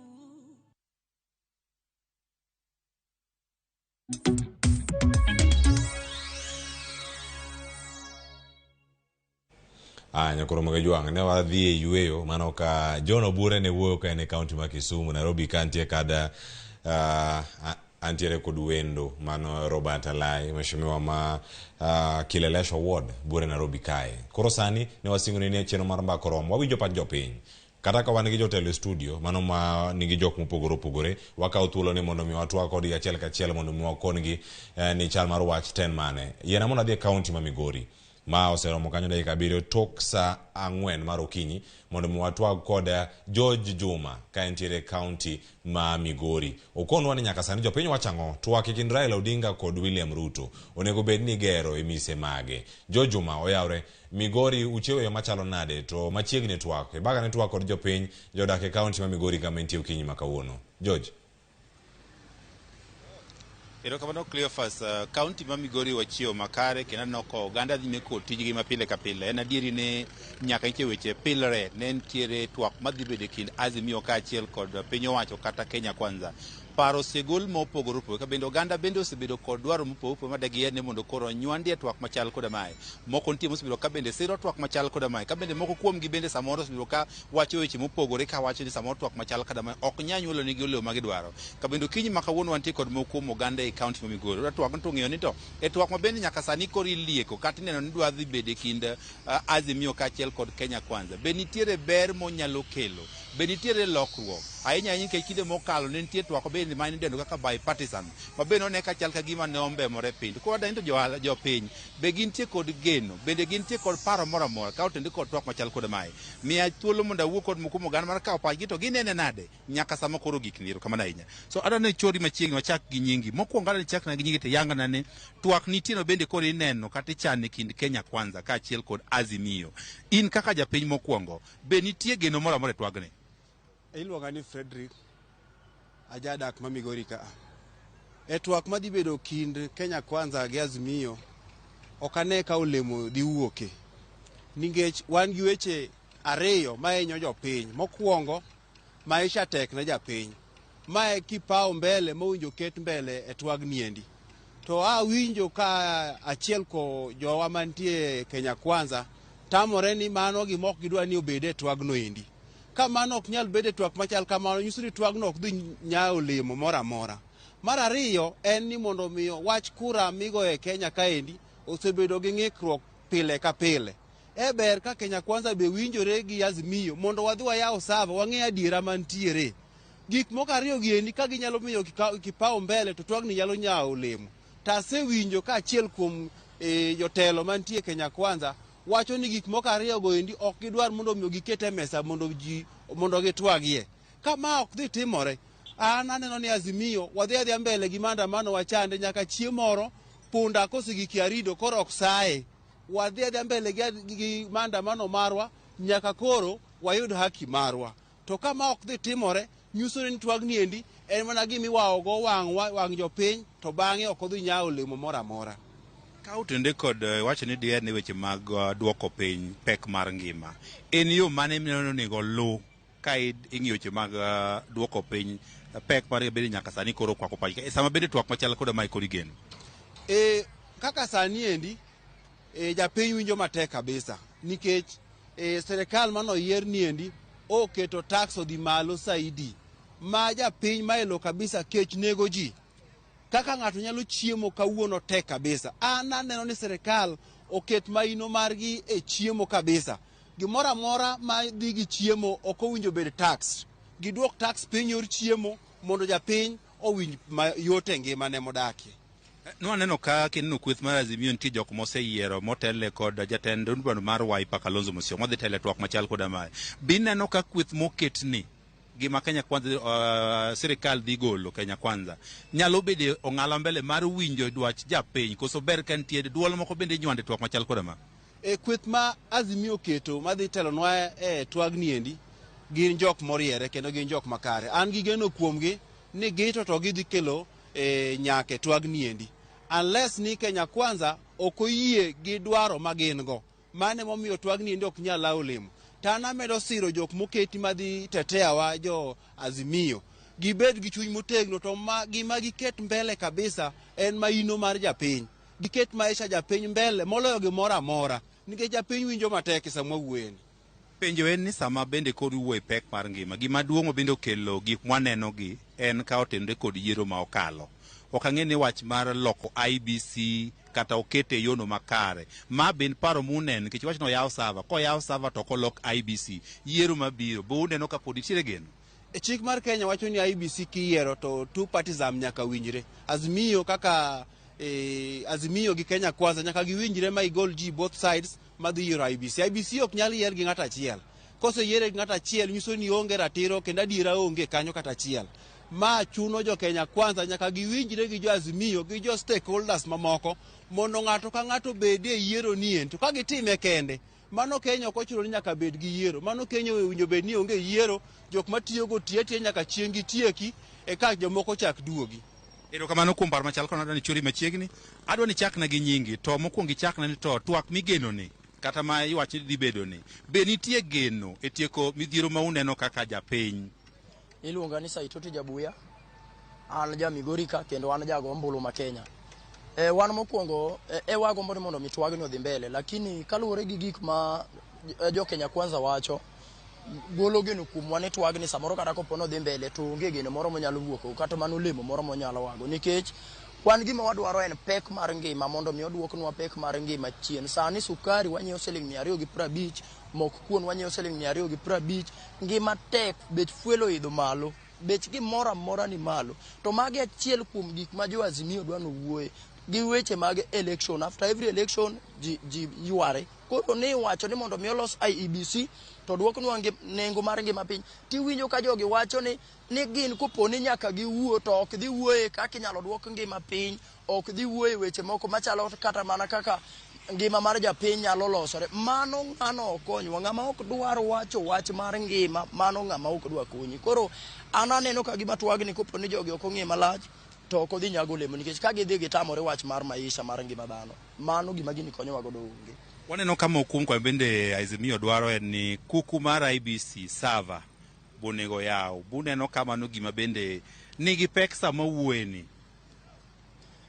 Kaber gimomiyo nokelnwa sava e Kenya ka aparo ni en achiel kuom mago ni koponi ji otimo yiero to ng'ato nitiere gi ng'ur tiyawo sava tinyise ni yawa kata ikelo ng'ur to sava wacho ni ng'ane manoloyo in namba 2 in namba 3 to ka koro sava no ema ne gisewacho ni wan ka wadhi twak to ok wadhi wuoye weche mag sava, ok wadhi wuoye weche mag pek mar ngima, manyiso ni kare en wuondruok onge tiende dhi e twagni nikech ka ok nyal yawnwa sava mondo wang'e ni ero ng'ama wacho ni noyombo no be noyombo adier. To koponi ne ok oyombo ni Raila manoyombe okaw loch to mi Raila to mani winjo ka gitimore nade gikwepo, manyiso ni gimbe nitiere siri moro ma ging'eyi gini ma kopone giyaw to dhi kuodo wigi. To an aneno ni kopone dwaro nyalore jo Kenya Kwanza oyawnwa sava, the President William Ruto yawnwa sava mondo wang'e gima nitiere i sava, mane mano miyo kele sava ka tiduoknwa pek mar ngima chien. Wainyore wan kaka jo Kenya, wainyore ma serious. Katieko kodi kweth ariyo gi dwa biro kod twak. Be neno ka wad bedi gi duol mamoko ma bende nywande twak ni kanisa, ruoge mag oganda ma bende ber kinywando mondo ne dwaro mag oganda chopo. Be nitiere go machal kama? Dwaro machal kamano to nyalo bedo, lakini kinde mane inego jopiny kane ji andamana riwruoge gi ne ni kanye, they were nowhere to be seen. Koro sani ko gik sa twak tiwinjo ka ng'ato gago genia ni seche mage dhi twak wambe wabedi included. Ibedo included nade to kane polisi nego wage bunde ka to you are quiet. Jogi obedo tenge. In fact an korka kora neno ni Raila Amolo Odinga, the former prime minister, the right honorable, oradi gi President William Ruto ji ariyo mondo mi giwuo kaka ginyalo konyo piny Kenya nikech Kenya ka ng'ato nigi interest ne lakini jok machalo kata ana kaka weche moko mag ni kia ni kanisi ni kia ni riwruoge mamoko be dwa donje twagni wakai kando kabisa. Erokamano kuom twak machal kod mano. Mano kinyalo winjo duond oganda e kaunti ma Migori bende gima giwacho nego mi pek ahinya twak machal kod mae. Achiel kuomgi en kaka inyalo duok piny pek mar ngima. Ka achiel kod wechego mag yiero mabende osebedo ka kelo koko e higa ka higa mitime yiero e pacho kae. Ka gombo margi en ni twagni bende odhi nyime mondo kuom dhierogi koro tieke pacho kae. Jojuma, erokamano ahinya kuom bago twak ma kamano gi jodak e kaunti ma Migori gigolo paro. Koro sani wamiene wele studio bende thuolo mondo mi ogolwa gi pachgi achiel kachiel. Erokamano ahinya Jojuma kuok e kaunti mano ma Migori. E kinde mane pok wadhi e yweyo, ne nitiere point moro kanyo mane John Obure ne medo lero. Adwa ni mondo mi otieki kata ngaduoga iri Mheshimiwa Robert Alai mantiere godi studio kasani. Sani wadhi ane studio ma Kisumu. John Obure watimo mos. Wacho ni kaka kidhi ochopo to bende nyaka chunga twak kendo wadhi ane koro bills moko 2-3 chul kata mondo waduok kod twak kama nitie sani. Kama ne ichope, ne iserango wechego mag IBC, wechego mag pogruok mago mag kit chwech mopogore opogore od bura, ne ichako mulo kar apis mar jal magedo sirkal tesre. To kanyo ne nitiere gi paro mane dhi nyime kod lero. Kwanya ne gi kanyo kata ngaduogi studio ma Nairobi ka. Piny kata sirkal onego ring kaka ineni ringo kodwa tuma kata koro waneno ni ringo kodwa rough road to onego beni gimoro kamoro negi sane. Aduoko erokamano. Gima temo wacho seche ma ing'ada cha Cleopas en ni king'iyo katibawa oko kawo ni nitiere ng'ama nie kata ng'ama pingo sirkal.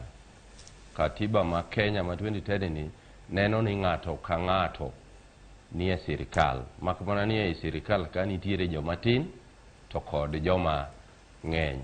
Otherwise, ka nitiere joma nie opposition to jomoko nie sirkal, ok di sirkal kaw pesa to miyo jo opposition mondo implement go gimoro.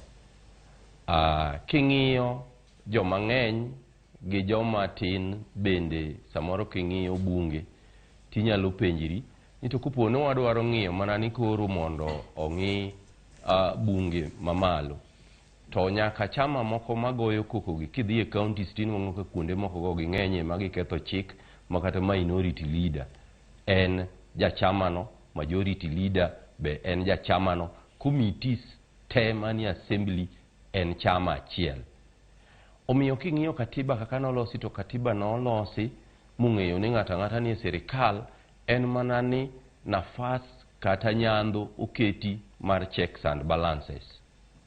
Nikech watamre ng'iyo chuny kata spirit mar katiba ni mane mominya winjo ka Mheshimiwa Alai go mbaka ni pesa onego amalo to biro direct na assembly. To chik to wacho ni wan gi counties 47 unless wadwa dhi loko chik mondo wawachi ni assembly and distinct from county government. Ka checks and balances gi ok wabiluwogi to kata wami mana assembly pesa kende owuon to onge gimoro mwabro yudo mabro konyo jopiny. Omiyo wadhi mbele gi spirit and letter mar katiba mondo wakony jopiny kaluwore gi gima katiba ne neno, nikech katiba ni emolosi kokawie pach jopiny mang'eny moromo ma kata ka nitiere ng'ikruok to gin moko mathin mok diang' walierie kar yiero kende. Iwinjo kichopo nyaka Migori tiwinjo duonde japiny kamano kendo iwinjo gi kanyo ka gilero kendo mana kama dani mondo ichope to maber kuom chopo kar kanyo winj pachi wigi kotenore kod riwruoge ma ichung'ne kanyo. Wacho ni riwruoge go duto oketa keta bathe, riwruoge go kik bed achiel kuom twak madhi nyime. Aya kwanya kanyo kod mamoko bende ma iwinjo e kaunti ma Migori. John, ayie gi ng'ama wacho ni riwruoge moko go ok onego keti nikech riwruoge moko gi bende kuketi to mano tiende ni kawo mana interest mar riwruoge go. An adwaro ni riwruoge pach japiny ong'i mana interest mare japiny kaka obedo ok kao pach riwruoge. Gima nyalo pogore gi japinyno ni kik upenji ni ne jok makedo ni ratich oganda ne ni kanye. Wan ne wanie ndara ne wang'iyo ni to miludhe machal nadi ma polis oketo kuom japiny, to jopiny oketo miludhe machal nadi kuom polis to kod kuom japiny wadgi.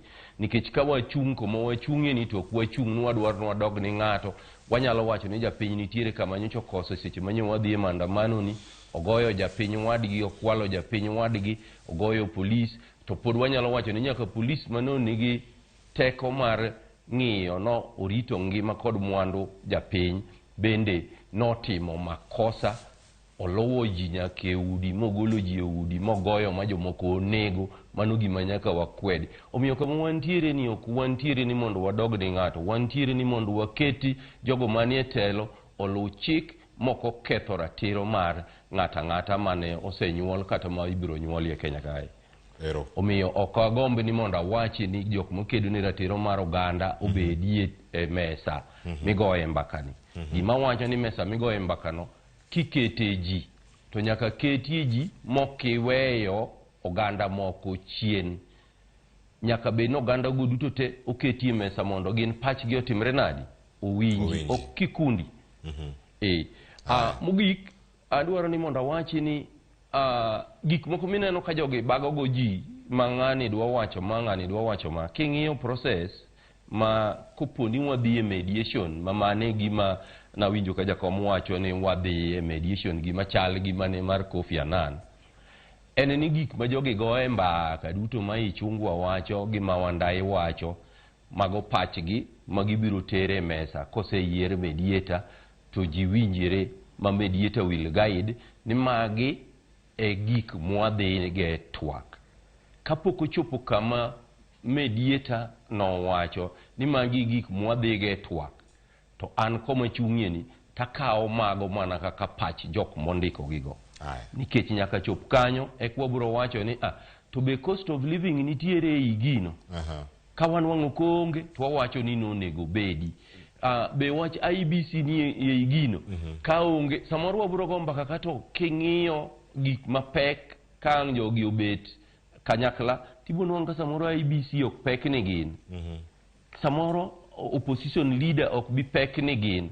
Omiyo samoro nitiere wach moro mabiro wuok mapek moloyo machielo. Magi gik monego wang'i ni to ka jogi osewinjire to ginang'o giri magikele mesa ni gidwa lose. Kore kwa nyalo ng'iyo korgi gatachgi mar gik magiwinjire ni gidwa losego. But nyaka sani to gik magiwacho ni gidwa losego mana patch an individual or patch sector kaka Kenya Kwanza nyalo bet gi mare to Azimio be bet gi mare. Pok giwinjire ni mane magidwa dilose. Erokamano ahinya. Kinde gocho bende wadhi yudo thuolo mondo warange achiel kachiel. Erokamano ahinya kuom lere e yo makare. Koro ka waduogo warango e okenge mamoko kaluwore kod paro mamedo yudo kawuok e counties ma opogore opogore. Mheshimiwa Robert Alai, kama ibete kar ka iwinjo jodak e county ma Migori. Kendo iwinjo kaka achiel kachiel kaka giloso gigo magidwaro gigo mane giher. Iwinjo kaka pek mar ngima ni ilose. Iwache tiwacho ni kanyo nitiere paro mopogore opogore mantiere kar kacha. Bende pachi kiwinjo duond japiny kama nitiere kar kacha ma gik ma giher to jotelo kin ma untiere malo koni kendo kama untiere okenge mopogore opogore jotelo nene e yo mopogore. Kade ng'ur mar pek mar ngima no kuwuok bang' oboke mar Kimani Ichung'wa cha ne chope mbui, bende oganda do bedo gi paro mar mede kanyo. Aparo ni awinjo kendo awinjo mara nyaka awinjo duond jopiny koa Migori kendo giwuoyo malewondi. Giwacho ni ka deber to dikoro Raila Amolo Odinga gi William Ruto kende modhi obete meeting jariyo. Ngech king'iyo kata mana kura manyocha go, jariyo go nyocha yudo kura mar jok manyocha go kura te. Ka gibed jariyo nyocha gipogo kura ma samoro gipoge mana e diere. Gilore mana matin. To deber ahinya ka gilocho jariyo kamano. Mamba paro ni ka deber. Lakini koro expand discussion list ni. Mwawacho ni gidhi bedo ja abich ma en ja 10. ma jomoko dhi bedo ma outside parliament. Mokwongo nyicha Kenya Kwanza tamore ni ji nyaka wuog mana e parliament kende, ni kidwaro root to root obed mana parliament kende. Koro ka gineno ka koro tek ahinya, jopiny be nigi duol maduong', giwacho ni kare koro wadhi golo jok moko moko wuok e parliament be. Kaluwo wach ma John wacho mar opposition leader, aparo ni samoro wang'iyo piny to wang'iyo mathany ni opposition leader ni wati mana gi jatend joma nok gi jatend joma ng'eny. Lakini Kenya structure wan ngeni sirikal wachako structure mopogore gi mane watiyogo nyaka ne wayud loch mar piny. Structure mwachako ni makoro miyowa gi minority gi majority leadership, ok ni opposition gi government kaka nyocha en chon cha. En gima opogore ma samoro kuom wan jo Africa boy kawo wa time mondo wa adjust go, to wanyalo keto hybrid system manyiso ni nitie jomoko e Africa ka gich pod wan gi extended family, to extended family ni biro nyaka siasa. Nitie telo moro ka mi recognize, ok chal gi wasunge ma kodak e gorofa to kata mana jirani ok idewo ni ng'a kae, kata nyathi libamba pod en manyathini. Koro jatenda mar Raila Amolo Odinga onyalo bedo ni onge kom to pod en jatenda. Kogo simo ka to nyaka chung attention ma winj wachne, kech en gi teko mang'eny malich. Kok imiyo ng'ano kom, ok en echi, ok imor piny, inyalo tungo piny. Inyalo kelo ma piny ok bed gi kwe, kech en gi teko mang'eny kabisa. Matwak mantie sani bende nyalo bedo ni adier en mar manyo jok moko lemo. Opposition leader nyaka waket, ok ng'eni kiwacho ni nolemo to samoro jopiny kawe marach ni koro ji manyo opposition. Nikech mane gima winjo kata ka Kimani Ichung'wa bende ni ok giikore mar twak mar loso lemo moko e sirkal kata mano mar barwa bar. To wacho kamano to e list ne mokelo wuon to nitie post mar prime cabinet secretary kaka point number 4. Kaka point number 4. To wacho koro ng'eni ok inyalo bedo gi double stick. Kukelo position to kare koro wambe wakel position. Kech mae mwakelo ni ok en marwa, en maru manyocha un muchako. Koro sani ofwenyo ni prime cabinet secretary ni nyalo bedo ni opposition leader nigi mbi moloye. Ting'eni ng'ato kaka jakom Raila Amolo Odinga samoro ok idwar position mondo ibed gi mbi. Lakini kimiye position kamano ti i-create channel maber mar en engage gi president. Kinyi ni bed gi ng'at moro mo opposition leader moro mopogore, nikech samoro wacho ne jo Kenya ni jo Kenya onego mor ahinya ni wan gi ng'at miluongo ni Raila Amolo Odinga. This is the most selfless person mase iseromogo. Nikech ka dibed ni en ng'ato nono manyocha okwal kuche kaka iwacho ni, kaka jopiny bong'e, nikech ng'eni molore tindo, nyocha ng'eni nitie gimoro manyocha timore mbui kama ok ber. Ka di nyocha bed ng'oro, di koro samoro ji gore piny ni. To nikech en Raila Amolo Odinga manyocha wacho ni we giti. Ok wayie gi gimo timore no, lakini wa respect ruling mar mahakama kaka giwacho no. Kwa bire wach mar gender rule, da tem remind John ni jok manotero wach mar gender rule court mar Supreme Court noken mine, ne Attorney General. Mano the seek advisory opinion. Joma mine mantie parliament te, kochakore parliament maduong' gi other 47 assemblies, giwuog oko to gimany ne joma mine te, ko gilok sheria chike to giwach ni kamae kaka wadhi ran kama. Giwuog oko ma gitem, to ka gisewuog oko ma gigo koko mang'eny to jo media kawo wachno, to jo civil society kawo wachno, to jo piny Kenya te kawo wachno. Kech joma nitie parliament kacha cha nitie gi opportunity mamoko wan waongego. Koro giwuog oko to giwacho ni wadwa loko chik, nikech ka gitemo convince jowetegi ginyiswa ni ok ginyalo yudo 2/3 majority mar loko chik e iye kuchocho. Gilok chik to giwach ni wadwaro ni watim kama mondo gender rule ni obed implemented. Kech samoro gimanyocha watemo chani jok mobedo elected onge 2/3 manyalo loyo jowetegi dibed matek. Nikech ere gweng' midhi chuno ni elect mama kata elect ng'ama baba to kik gi-elect ng'at ma gidwaro. Elect mana ng'a gidwaro. Koro nitie opportunity minyalo miyo mana joma mine ngas moro mondo giidhgo gibed mang'eny. Koluwore kaka iketo affirmative action dhi bedo iye kacha, lakini onge gweng', ok apani nitie gi universal suffrage moro ma ng'ato achiel gi kura achiel ni. Nitie gweng' midhi chune ng'ato ni un nyaka uchagua mama, to un udhi bedo ni un uchagua mana ng'ato. Gima gichagua mama en mana wach 47 county. E wach mar political parties gi IBC, atem remind John ni 68 political parties en gima tin ahinya. Pod wanyalo bedo piny nikech nitie ne wasebedo gi processes ni chon under IPPG. Mane oamua kaka wadhi loso IBC. IPPG like deal pod wanyalo bedo go.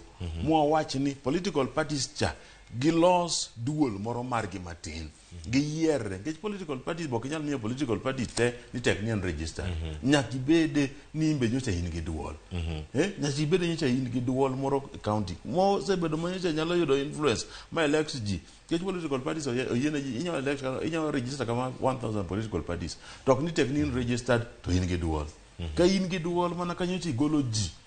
Manji ka in gi ji county assemblies to in gi ji senate to in gi ji national assembly wami duol biye duol mar piny ni to waamua ni IBC ni commissioners gi udwa ni wacho kech ngini ma referee ok inyal chagua ne jok mok participate.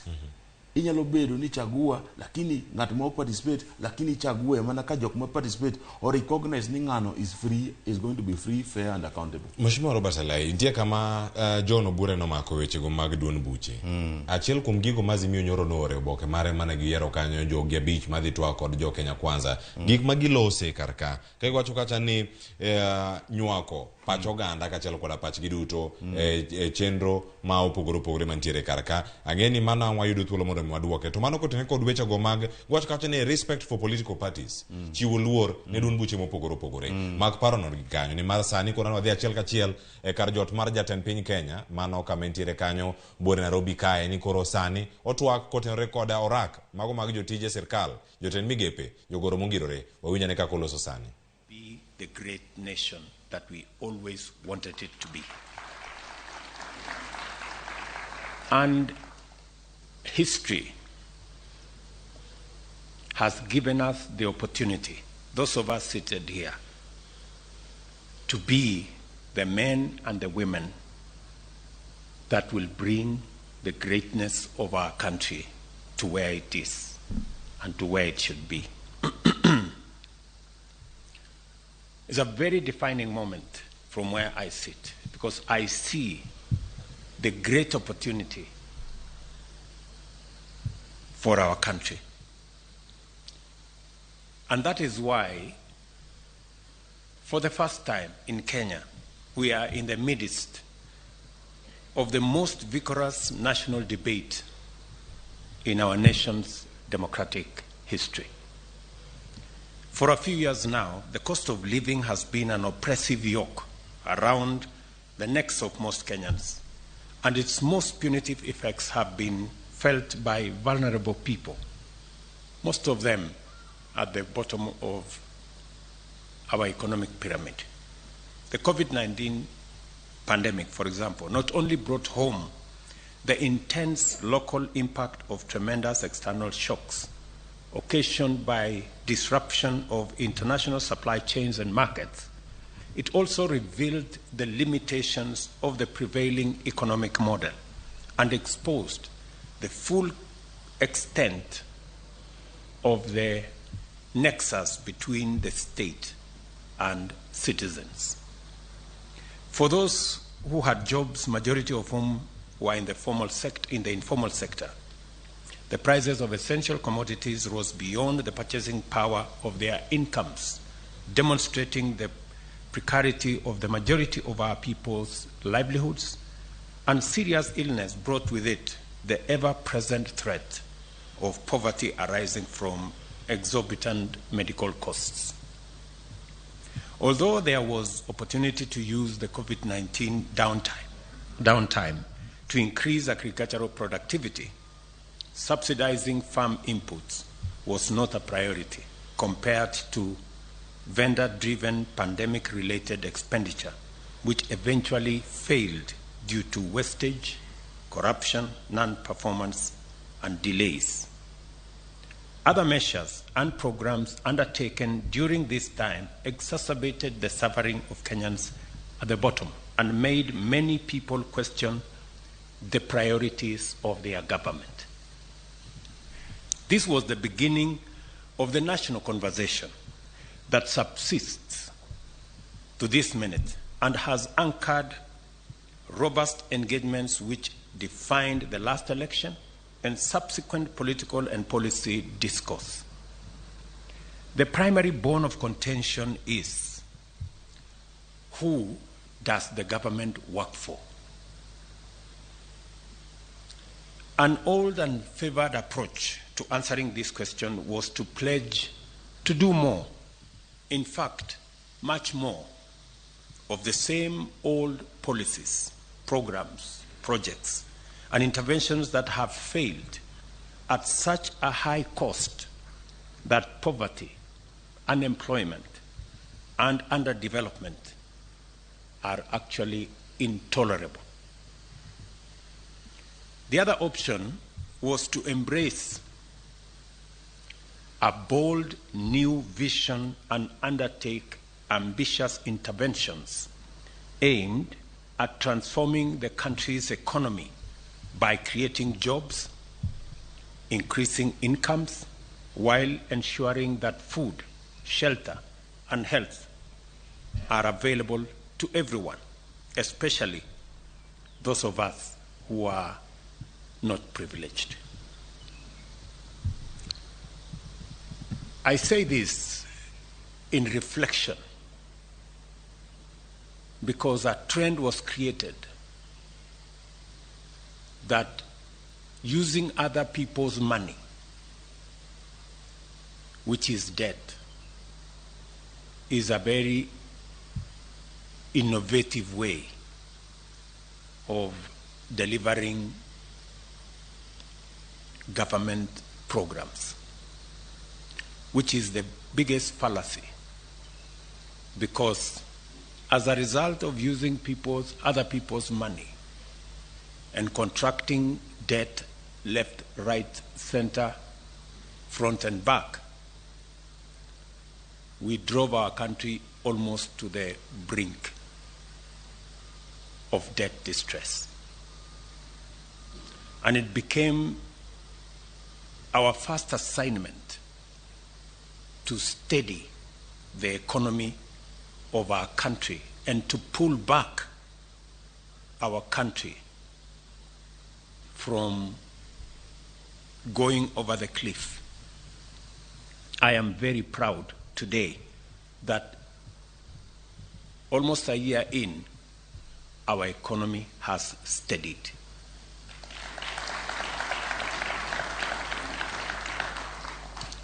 I am very proud today that the interventions that we have taken, though not popular, though very painful, but I want to say here, they have paid off. Today, our country is on fairly sound economic footing. And our decision to do more around collecting our own taxes, to do more about living within our means, and to borrow less, and to work on our fiscal deficit, I must admit, has paid off better than I even thought myself. And I want to thank the people of Kenya for having confidence in the measures that we have taken. We engage Kenyans all over the length and breadth of our country on the most urgent priorities and the best ways and means of implementing them. Ultimately, it became clear that the new approach to national development was not only going to be ambitious and visionary, it was also going to be radical and transformative. To begin with, the plan was going to turn the national development agenda upside down. From the traditional top-down model that is essentially elite-centric to a bottom-up model that is citizen-centric and people-centered. Secondly, the model would aim to positively impact millions of Kenyans at the bottom by focusing interventions where the greatest number find their livelihoods, which is the informal sector and especially agriculture and the hustler economy. Thirdly, a new model will entail measures to not only create millions of jobs and increase incomes, but also reduce the cost of living by mitigating the cost of energy, transport, shelter, healthcare as a share of household incomes. We agreed with Kenyans that to deliver this transformative model, 5 sectors would form the core pillars of our agenda to bring down the cost of living, eradicate hunger, create jobs, expand the tax base, improve our foreign exchange balance, and deliver inclusive growth, and to do so from the bottom up. These sectors are agriculture, micro and small medium enterprise economy, affordable housing, universal healthcare coverage, and digital superhighway with a creative economy.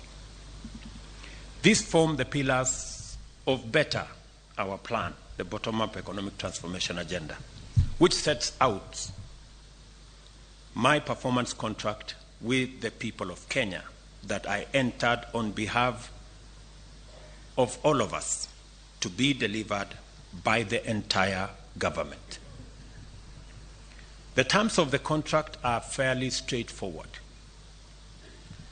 In return for paying their due taxes in a timely fashion, the citizens of this country not only expect but are entitled to receive the benefits of all government services in a prompt and satisfactory manner.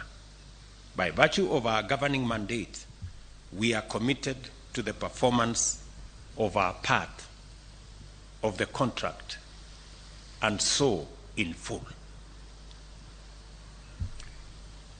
I have talked to many Kenyans as I travel out of my office. I was in Murang'a the other day, and speaking to ordinary people,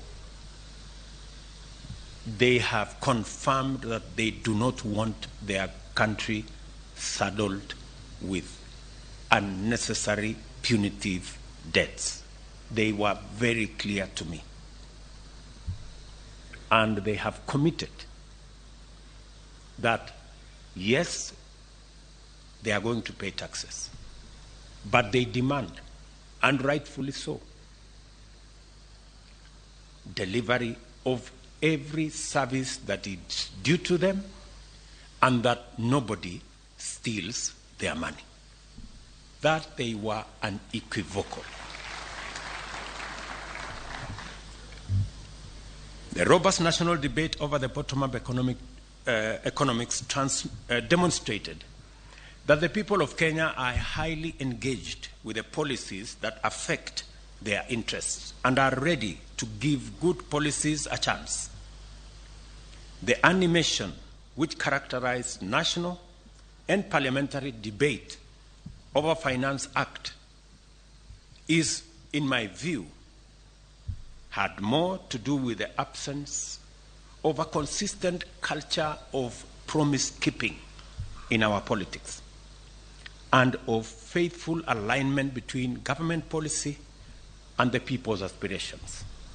As a result, there are Kenyans who do not even believe that a government has an obligation to deliver its pledges and view manifestos and campaign platforms as empty political performances and meaningless tricks and noise. You know, because for a very long time, we've made campaign pledges to be what you say looking for votes when you don't actually mean to deliver on them. In fact, there are even leaders, including members of the clergy, who have been sympathetic and tried, with the best intentions, to suggest ways of enabling the government and myself to run away from some of the commitments we made in the campaigns. Some clergy have said, I think it's okay. You made a promise, but it's difficult to keep, so just,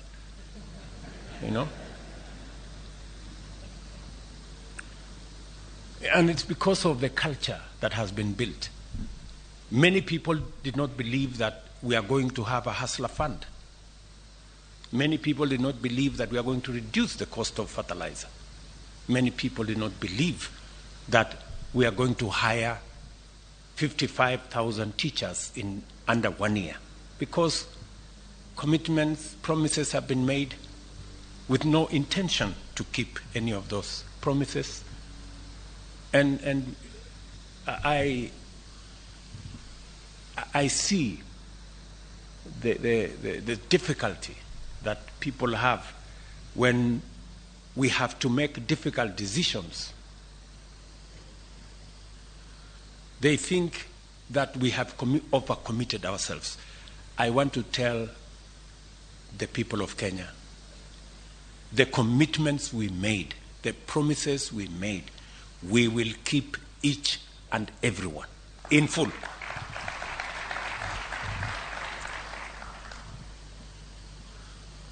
Some Kenyans are even suspicious that we are implementing revenue measures without any intention to deliver any public services at all, let alone the elaborate agenda that we have set out.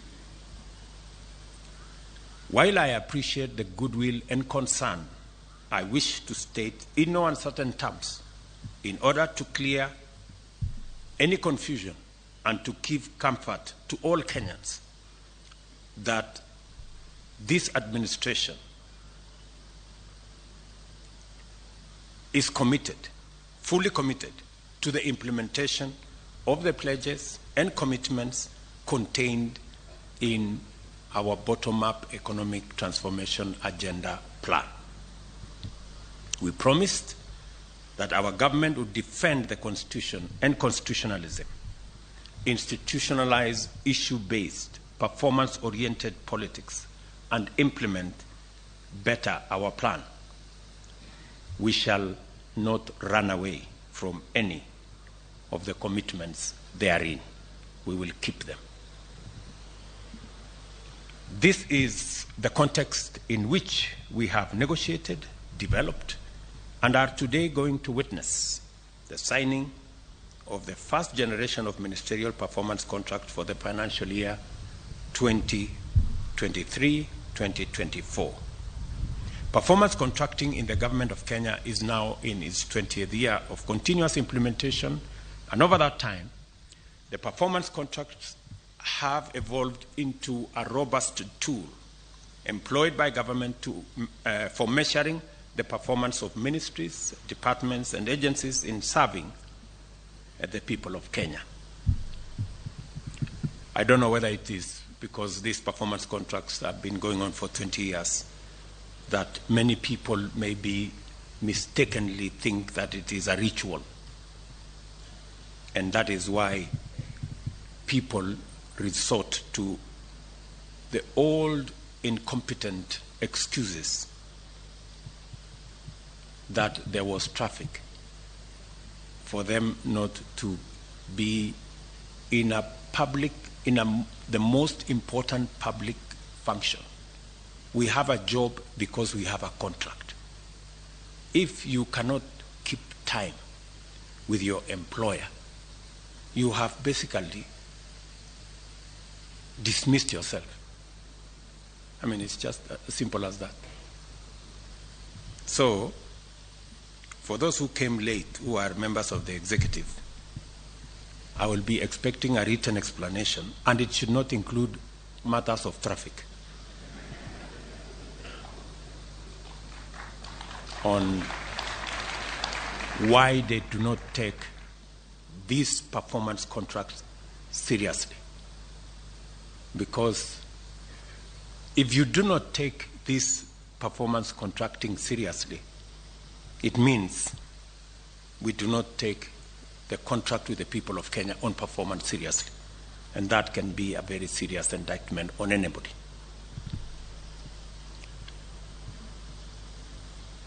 The performance contracts framework has also been critical in enabling government identify, collect, collate, and analyze vital information connected with the performance of public agencies. The overall result of this is that government decision-making has become increasingly evidence-based, and public officers have become increasingly aware of their accountability for actions and omissions, achievements, and mistakes. We have resolved to enhance the overall performance management framework and to leverage its tremendous potential by incorporating the actualization of the better plan, the government performance contracting and delivery mechanism.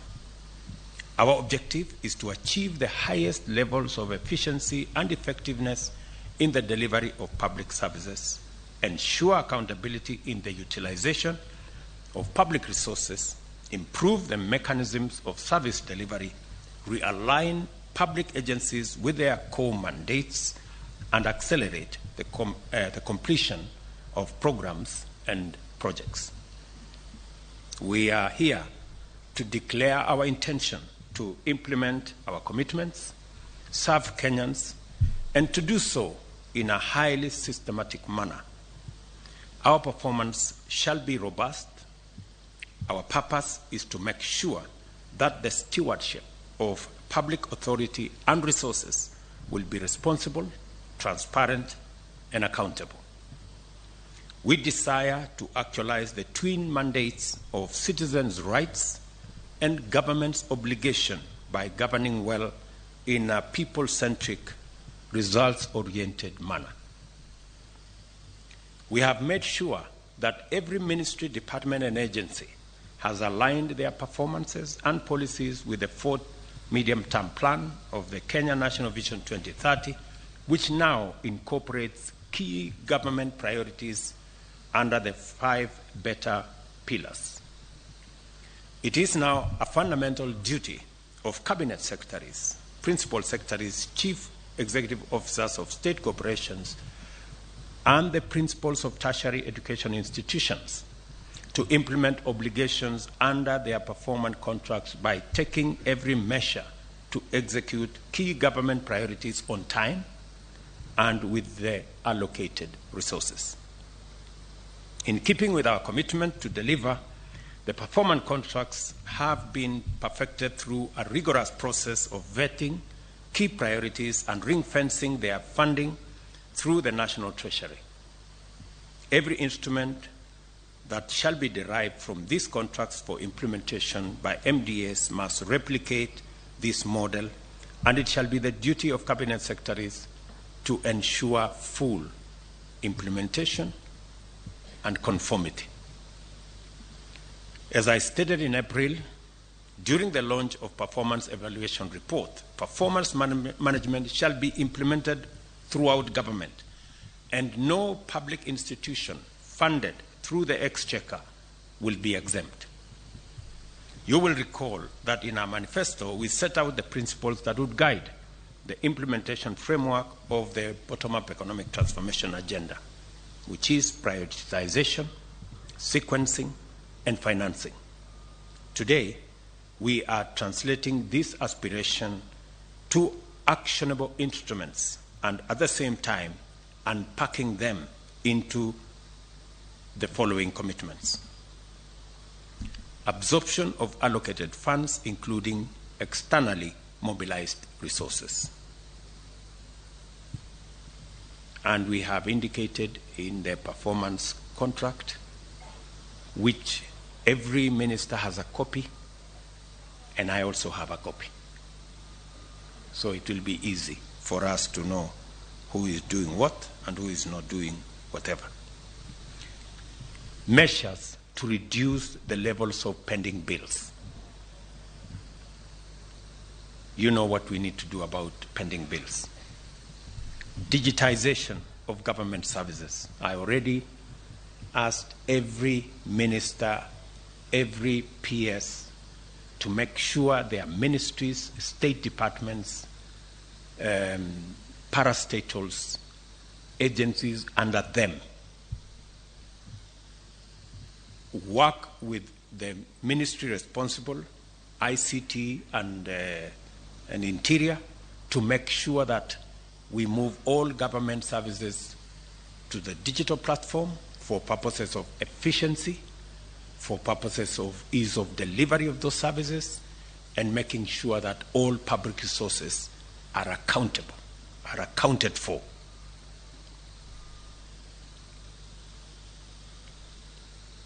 I do not expect that in the next 90 days, before the end of this year, I do not expect any government service to continue in the manual framework. I do not expect. Every government service must be not just on the digital platform, it must be delivered on the digital platform. From first, today, I do not expect any other pay bill for any government agency except what we agreed, government pay bill that will be manned by Treasury. I hope we are all clear. We did agree that all other pay bills will be shut down. And if there will be one that will be operating after today, let me not say beyond that, right? Because for purposes of efficiency, we are on a digital platform so that there are no lost files, there are no gray areas, there are no corners that is gathering dust. We want to make sure that we can demonstrate productivity. It's also important that we complete projects. We have projects in ministries, in state departments that are 20 years old.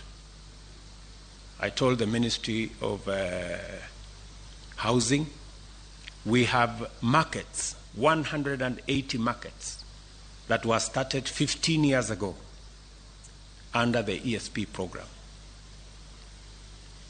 We have now committed resources this year. All those markets should be completed as a priority in the next 1 year. All those markets should be ready. Matters environment are going to be front and center of what we will be doing as well. So the National Tree Cover Restoration Campaign is part of the delivery of every ministry and state department. We are looking forward to working on internship and industrial attachment. Again, the ministry concerned, we have agreed on what to do.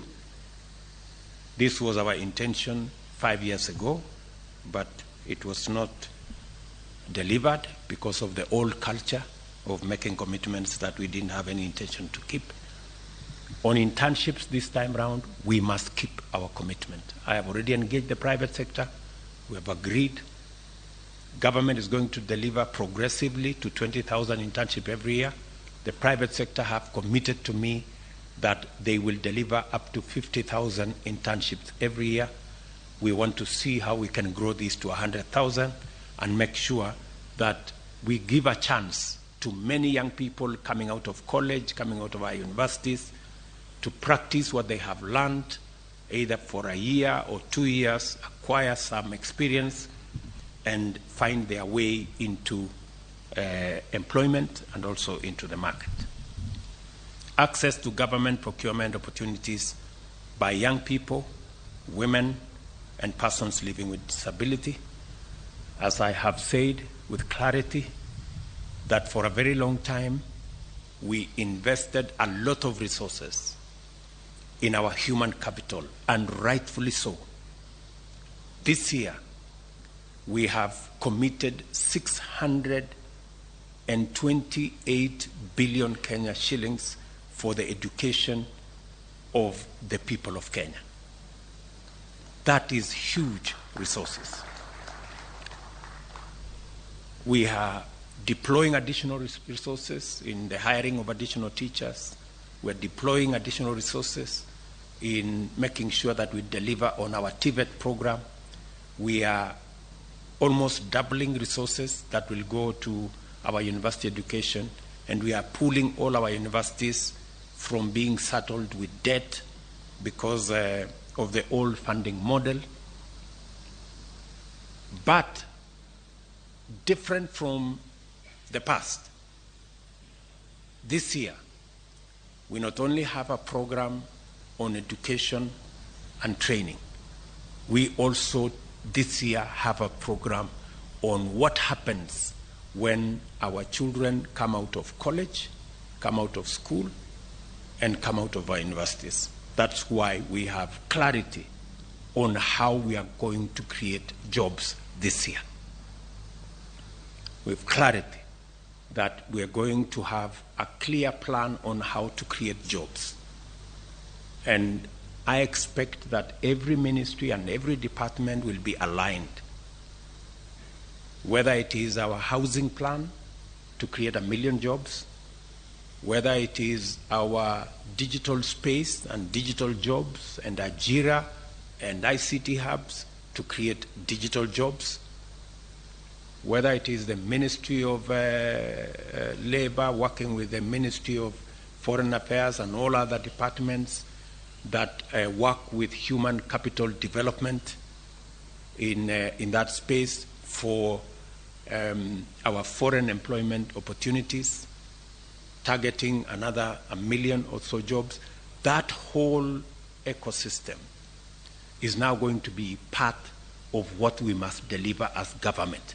We must deliver the jobs as much as we are delivering on education and training.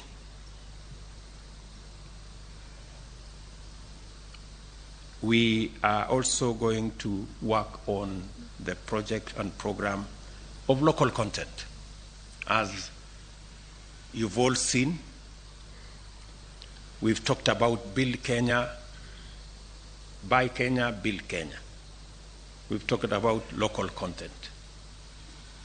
For the first time in this year's finance bill, we are making fiscal intervention to make sure that we expand our manufacturing as a percentage of GDP in our country by deliberately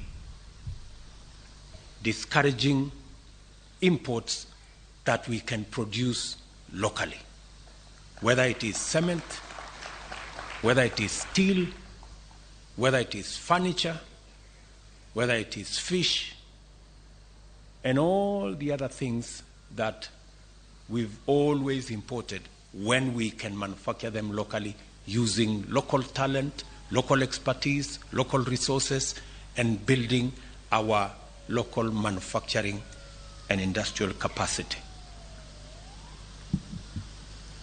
I am very proud that we are now moving in that direction as part of what we must do. As I mentioned before, many Kenyans have been disappointed by the endless cycles of unfulfilled pledges. Because of our long history of white elephant projects and corruption scandals, some see these commitments as vendor-driven kickback rackets, disguised conspiracies to embezzle public funds. There are people who are listening to us out there. When they hear we are going to do CAIPs, County Aggregation Industrial Parks, they hear we are going to do markets, we are going to build this road, we are going to deliver on that dam, they think it's an opportunity for them to go and steal public money. I want to tell you in broad daylight, eyeball to eyeball. That will not happen. Please, good people. Yes. I have had a heart-to-heart discussion with my cabinet. I want to do the same with the rest of the government bureaucracy, from PSS down to directors. It will not be business as usual. I made a commitment to the people of Kenya that there will be no money to steal. There is only money to deliver on the programs, on the projects, on the aspirations of the people of Kenya.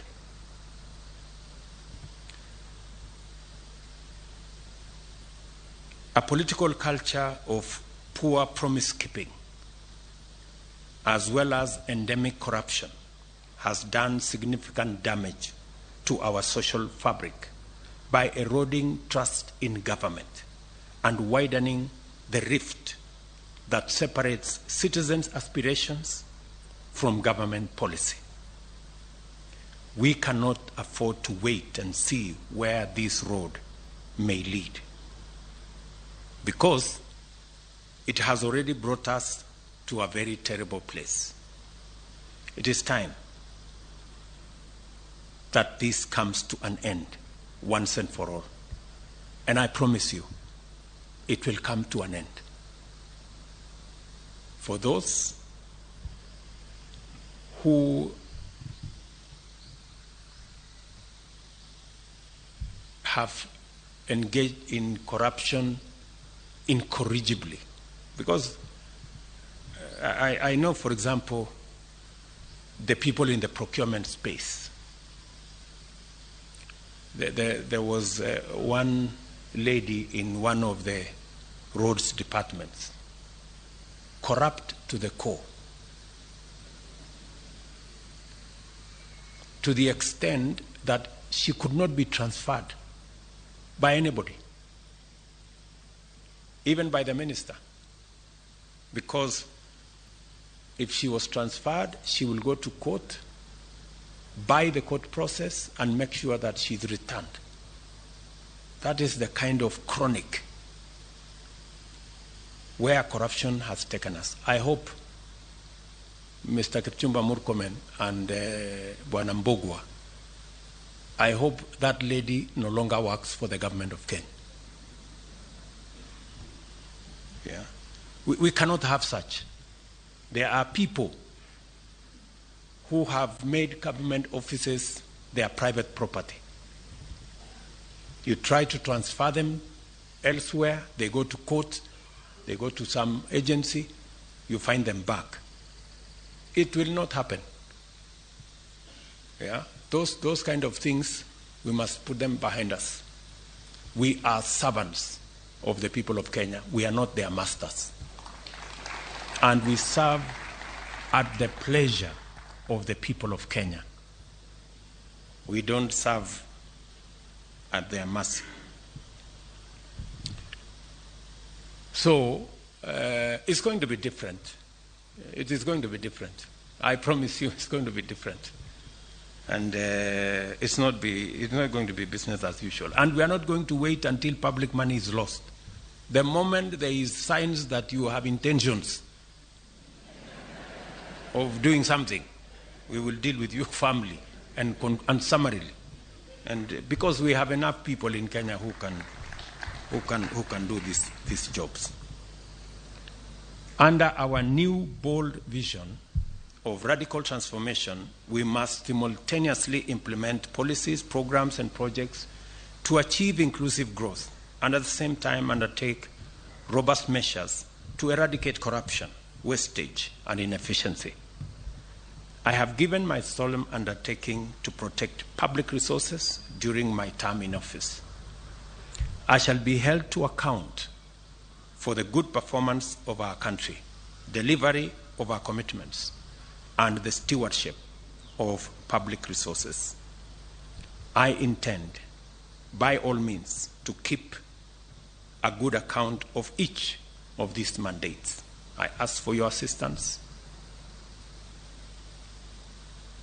and all of us to commit to make sure that we don't disappoint the people of Kenya.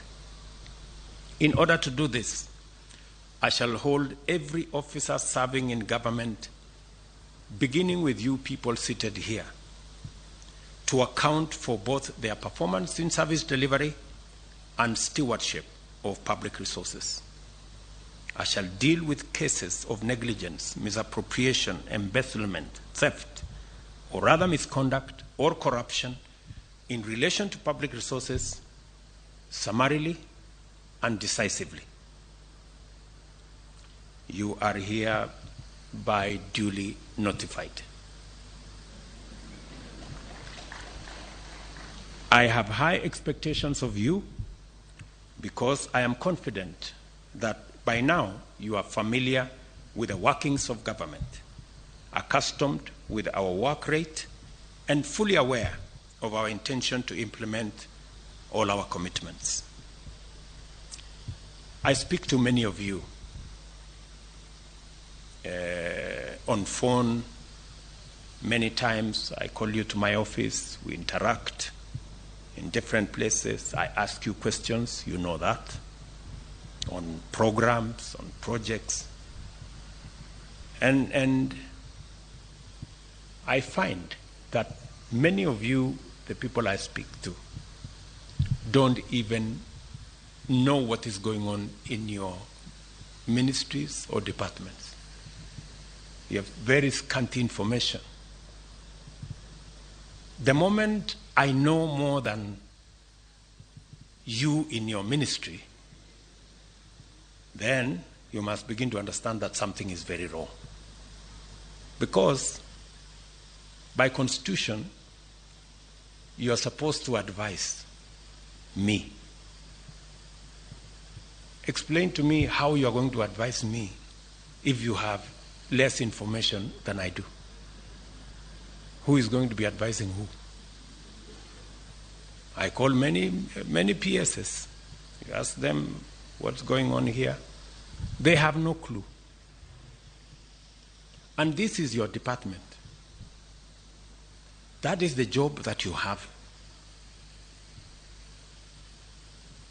You are not a messenger. You are not a security person. You are not a photographer. You are not a watchman. You are the PS or the minister. And the job of the minister and the PS you don't know, or you don't have information.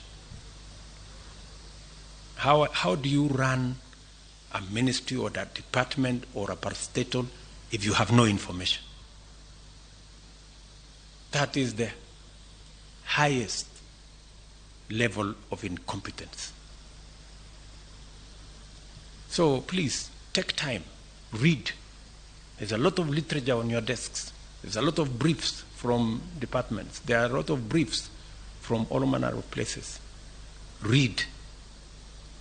I take time myself to read, because it's the only way you can have the correct information for you to be able to make the right decisions. You can never, I promise you, you can never make the right decisions if you do not have the correct information. It will all be a game of guesswork. Get as much. We have many good officers. They send us briefs to our desks. You know, but because of whatever reason, people don't want to read. They don't want to understand what's going on in their state departments or ministries or where they're supposed to be doing. So please, let me ask you, I get a lot of feedback from the public. For example, I was in Kwale and I stopped in Likoni, and I was talking to the public, and one of them was asking me, Mr. President, we haven't quite understood how the Hustler Fund Phase 2 is working. How do we form the groups? And I remember I called CS Chelugui. I didn't find him, so I called his PS, and I found her, and I explained to her, I told her, look, the public is not understanding this. Did I call you or not on Sunday? You know, I told you this is what the public is saying. Please do more sensitization on Hustler Fund Phase 2. Sindio? So, feedback, you know, and it's not because of any, we have to perform, you know, we have to perform. So when you hear my deputy saying, find time, travel, but travel and see the people who have hired us, you know, go to different parts of Kenya so that you can get feedback from the public, and on and on and on and on. So this is what we must all, when we talk about citizen-centric, it is ultimately the citizens we are serving. As I have said, I wish all of you, and I have said this with clarity, you have my goodwill. Always, I am always available to any minister, to any PS, if they are not sure of what they are supposed to do. I have instructed the head of public service to be available. My economic team is here. I want them to stand up if they are here this morning. Members of my team, they are here. Simameni, I'm sure, I think some of them got late also. They should know better. So I have deployed a whole team of almost 10 people to assist every state department, every ministry. Whenever things are not clear, they are not aligned, we are not sure what our commitment is, they are ready every day with an appointment. You will go through with them. If it is necessary, I normally come in there and we go through the numbers together, we go through the interventions together, we look at how best to deliver, because we are one team.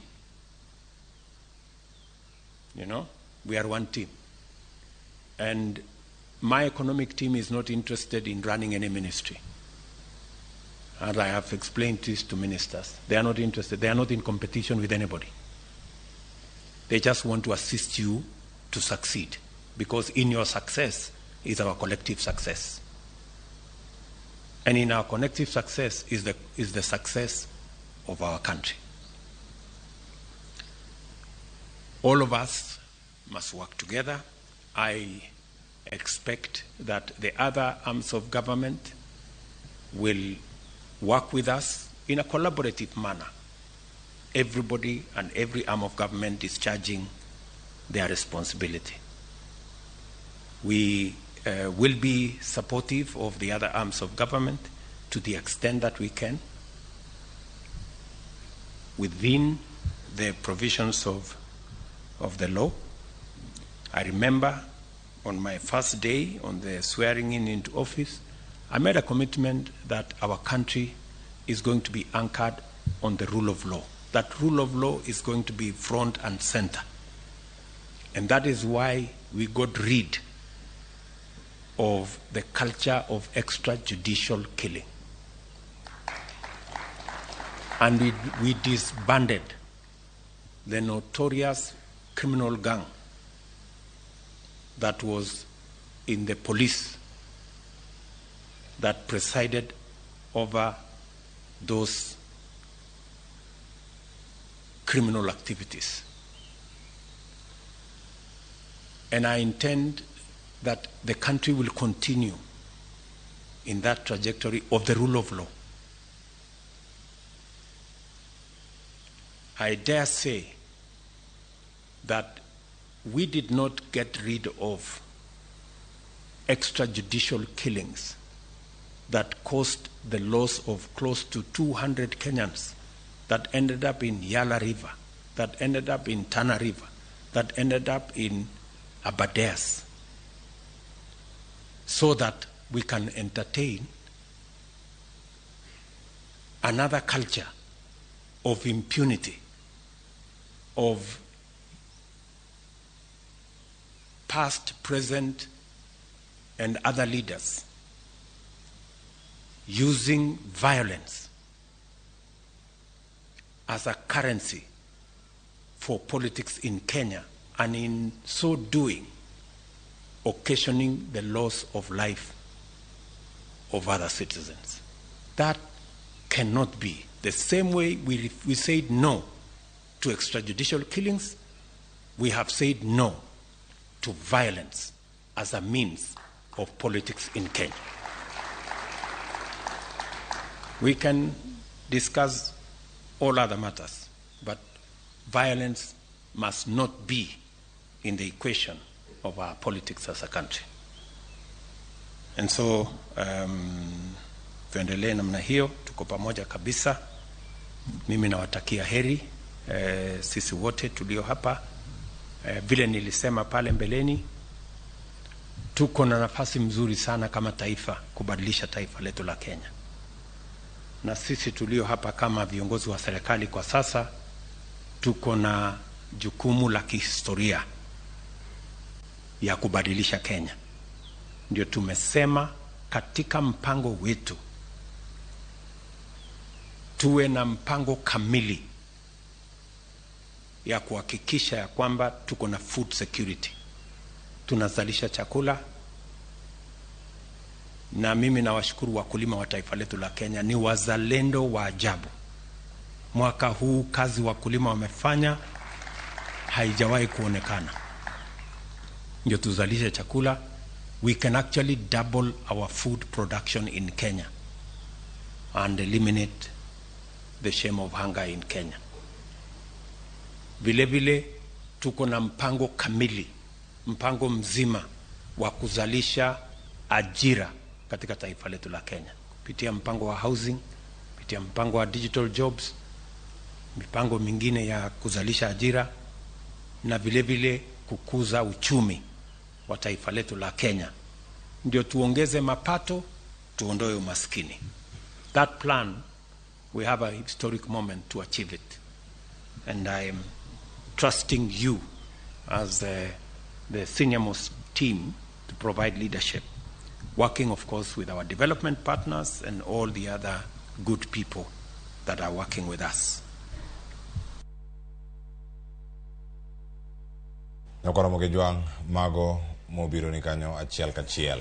Wacho ni ote bende osichopo kar kanyo, kendo kama gintiere mano kotenore kod twak mabende osebedo kanyo kadhi nyime kar jot ma jatend piny Kenya, kama osebedo kata kolose gik mathoth ahinya kotenore kod chal mar orak ma ichiwo kar kanyo. Iwacho nyaka sani mago leno mobiro ni achiel kachiel kowuok kuom kar jot ma jatend piny Kenya William Ruto. Gigo mamulo otenore kod chal mar uchumi nyaka sani kama piny Kenya osechopo. Okenge mage mosego, ting' mage ma jotelo nitiere godo kata achiel kachiel. Wachopo kama koro watieke twak nyakwara Ramogi Juang, kendo sani mana kama ne wantie kata ko wawinjo weche mogik wach kotenore kod twak ma jatend piny Kenya osebedo go kacha. Ayudo ne pach John Obure wacho ni mage chenroa kaka ute fwambo weche matuch wakaoge achiel kachiel kendo wariko kodgi, kendo nyado ka thuolo mar twak bende odhi kanyo ma olal mathoth ahinya. Kata kamano duto kolal, wabiro thuolo machielo mondo mwatwagi achiel kachiel twak mar Ruto kod Raila. Wach mogik mari manya bedo kar kanyo kachiel kod kamoko ma bende winjo kuom jatend piny Kenya e boda higa achiel momedo wiye kanyo dakika ariyogo mondo mi watiegi kanyo achiel kachiel. John Obure arwaki ni machiegni kore twak mondo mi ichiwane wach mari mogik okinyi ma kawuono.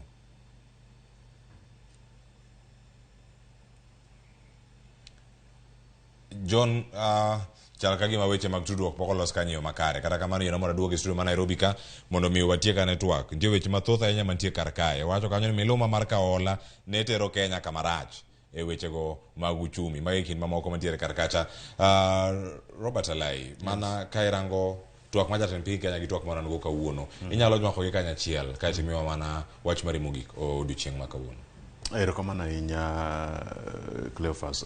Gima neno kuom jatelo mar piny Kenya wuoyo kendo wuoyo gi muolo, lakini weche mowacho gin weche man gi dito maduong' ahinya.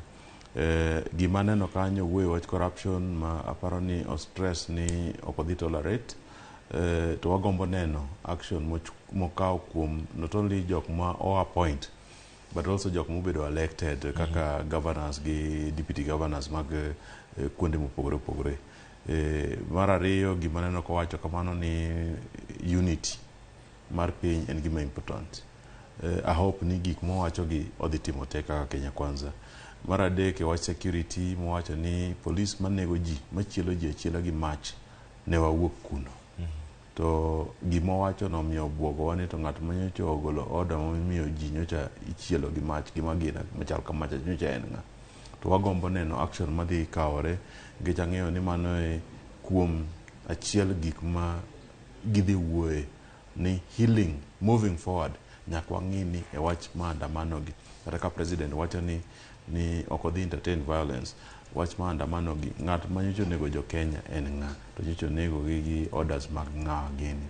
Aparo ni en gima important ahinya. To mogik aparo ni nyaka wapar ni sama koro wadonje twak mar conversation, national conversation e wi gik ma jotendwa dhi wacho gi jotelo abich koa kon gi kon kotelne gi president kod Mheshimiwa Raila Odinga. De ber ka waketo genowa ni gimoro dhi wuok kuno. To kon ka kon kik wabet gi jok miluongo ni extremist, jok maneno ni jok moko konego bed ni yuto ni Cleophas koyudo gimoro kata koyudo lemo moro kata koyudo telo moko kata koyudo opportunity mar tiyo gi sirikal kata tiyo gi opposition ni to waneno ni en loss marwa. Winner takes it all mentality nyaka wa defeat. Scarcity mentality nyaka wa defeat. Piny ni nigi mwandu maduong' kabisa. Nyaka wa expand, president nyaka tel expanding mwandu kama. Kik wang'i Nairobi kende, wang'i opportunities northern frontiers, Nyanza, nyaka wang'i ni lake maro mar namwa mar Lake Victoria, nam Lolwe. Ang'o opportunities wanya yudo kanyo kan.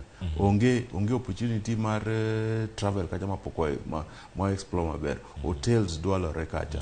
Opportunities mar loso kata mana kuonde ma ji time arus e bath nam nitie. Opportunities mar sports, water sports poko explore maber. Surfing kata gik sports machalo kamano. Kata mana PM mar yiedhi. Nyocha watemo utimo gi Mheshimiwa Raila Odinga e dho nam kanyocha governor Wanga hostwa nyasi maber kabisa. Ne wamor ahinya. Koro aparo ni opportunity mar ka piny okwe kama ti opportunity mar paro maduong' ni gik mwaneno mwanyalo timo waringuru piyo watimuru mondo wagerre uru nikech ok inyal konka piny siasa kionge pesa. Erokamano ahinya Mheshimiwa Robert Elai mano MCA ma Kileleshwa Ward Bura Nairobi ka. Wach mogik ayudo kuom John Obure mano jakinda ratich oganda ka entie kaunti ma Kisumu. Weche thoth ahinya mwaloso odiochieng' ma kawuono. Wach mari mogik nyalo bedo mane ote mari ne jogo man gi paro ma opogore opogore kata mago bende machal kod magi okinyi ma kawuono e chenro mar mbaka oromo ka koro watieko. Wach mari mogik. Kapok wach mara mogik Cleophas we mondo wanchini chiko ita ni gima jatend piny owacho taneno twakne koga okete migawo adek. Achiel no loso gi jopiny magin walala hoi. Bas mar ariyo dhi loso gi jok mane ochung' kode. To kuom sache mano loso gi jopiny gi jok mochung' kode ineno ka joge ma en go pamo. To mar adek oloso gi jok ma tiyone. To king'iyo seche makoro oloso gi jok motiyone to chal ka gima osoko wang'gi kendo pamo dok piny kabisa matiende ni ong'eyo kitgi. Utieko kachal gima koro chiwo gimiluongo ni nende ni kar osebedo kutiyo gi jok maricho mok winji kata gima sirikande wacho makata kogo nigi simu to kong'eyo ni to kara ei ministry ma entiere no otimo ang'o. Ng'ato dipenjre ni to ng'ato aina no to bet go nang'o. Otemo timo maber mondo yie ne jok Kenya yiere kendo kawo responsibility ni jok mosebedo kanego jopiny kendo ng'eyo nyaka namba mar jok manose negi chien kacha kamano jono mana ka watieko negi sa yes ka watieko kamano adwa loso go ganda wa kanyiso gi ni twak dhi betie e kinde Jakom Raila Amolo Odinga gi Mheshimiwa Ruto kata ka giromo mana gi jok ma giyiero. Twagni gima wagenie maduong' kabisa en ni nikech en mbaka nyaka bedie give and take mondo ji okaw to jomoko o give en ni structure mar government dey expand. Structure mar government ko expand nyiso ni gima pesa ma piny owacho dhi tiyo go dhi medre, omiyo jowa oikre ni ting'o misigo machielo. Mogik adwa loso gi Mheshimiwa ma wantiere gi studio ni oganda wa mantiere oko mar Luo Nyanza gin oganda modhi Kisuma. Ng'ama odhi Kisuma nyaka par ni gima somo onego duog go ei jogi.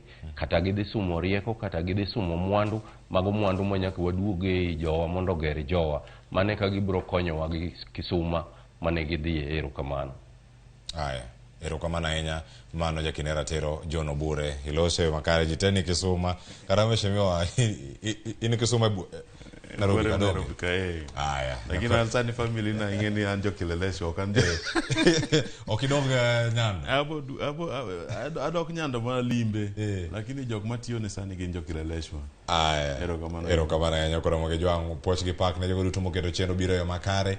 In wago ni erokamano kama intie ka janeno mar Ramogi TV kuom bedo kodwa okinya ka sani. Wago erokamano ote muwuoro karka wasomo gi moko wasomo wabiro thuolo mondo wabed kod Mheshimiwa Robert Alai chieng' machielo kendo ang'eni ma ok en giko kata ka en mokwongo mar biro Ramogi TV e chenro mar mbako romo wabiro luonge chenro mamoko bende mondo bitwago oganda kamoro amora ma untiere. Erokamano nyako thuolo ma to kod odiochieng' ma kawuono nyako Ramogi jwang'in bende kamintie kar kanyo kachiel koda ka John Obure ka en Kisumu. Erokamano kendo puoch gi pak waltie gi kanyo kod Ramogi jwang' elo jogo duto manokelo chenro aro kinyi ma kawuono nyaka sani nan ka kod nyawadwa Sharon Ong'ao gi jogo duto mane wantiere godo ka puoch gi pak director jo graphics jo TX jo mak duol jo kamera utimo tich makare jo digital kawuono wan kata ko Susan Ojijo. Erokamano ahinya utimo tich makare ahinya mondo mi chenro makama obinu e yo makare. Anyiga Cleophas Oluoch jakisumo kanya kwar mokeo nyaka sango ma osiepo odiochieng' ma kawuono tayo chenro waromo odiochieng' makiny oriti masani.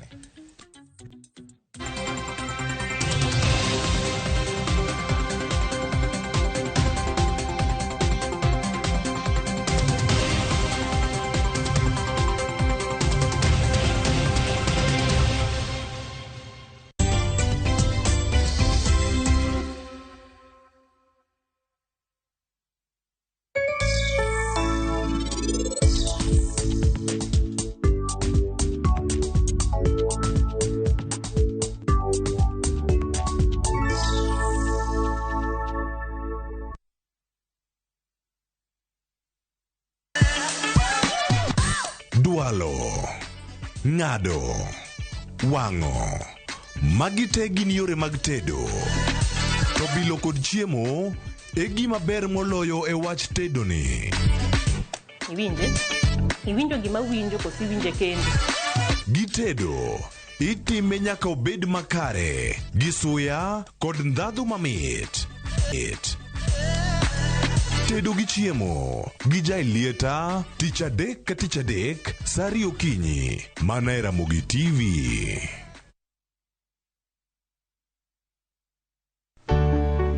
Pur mar maua, pidho jamni, magi te gin yore mag pur.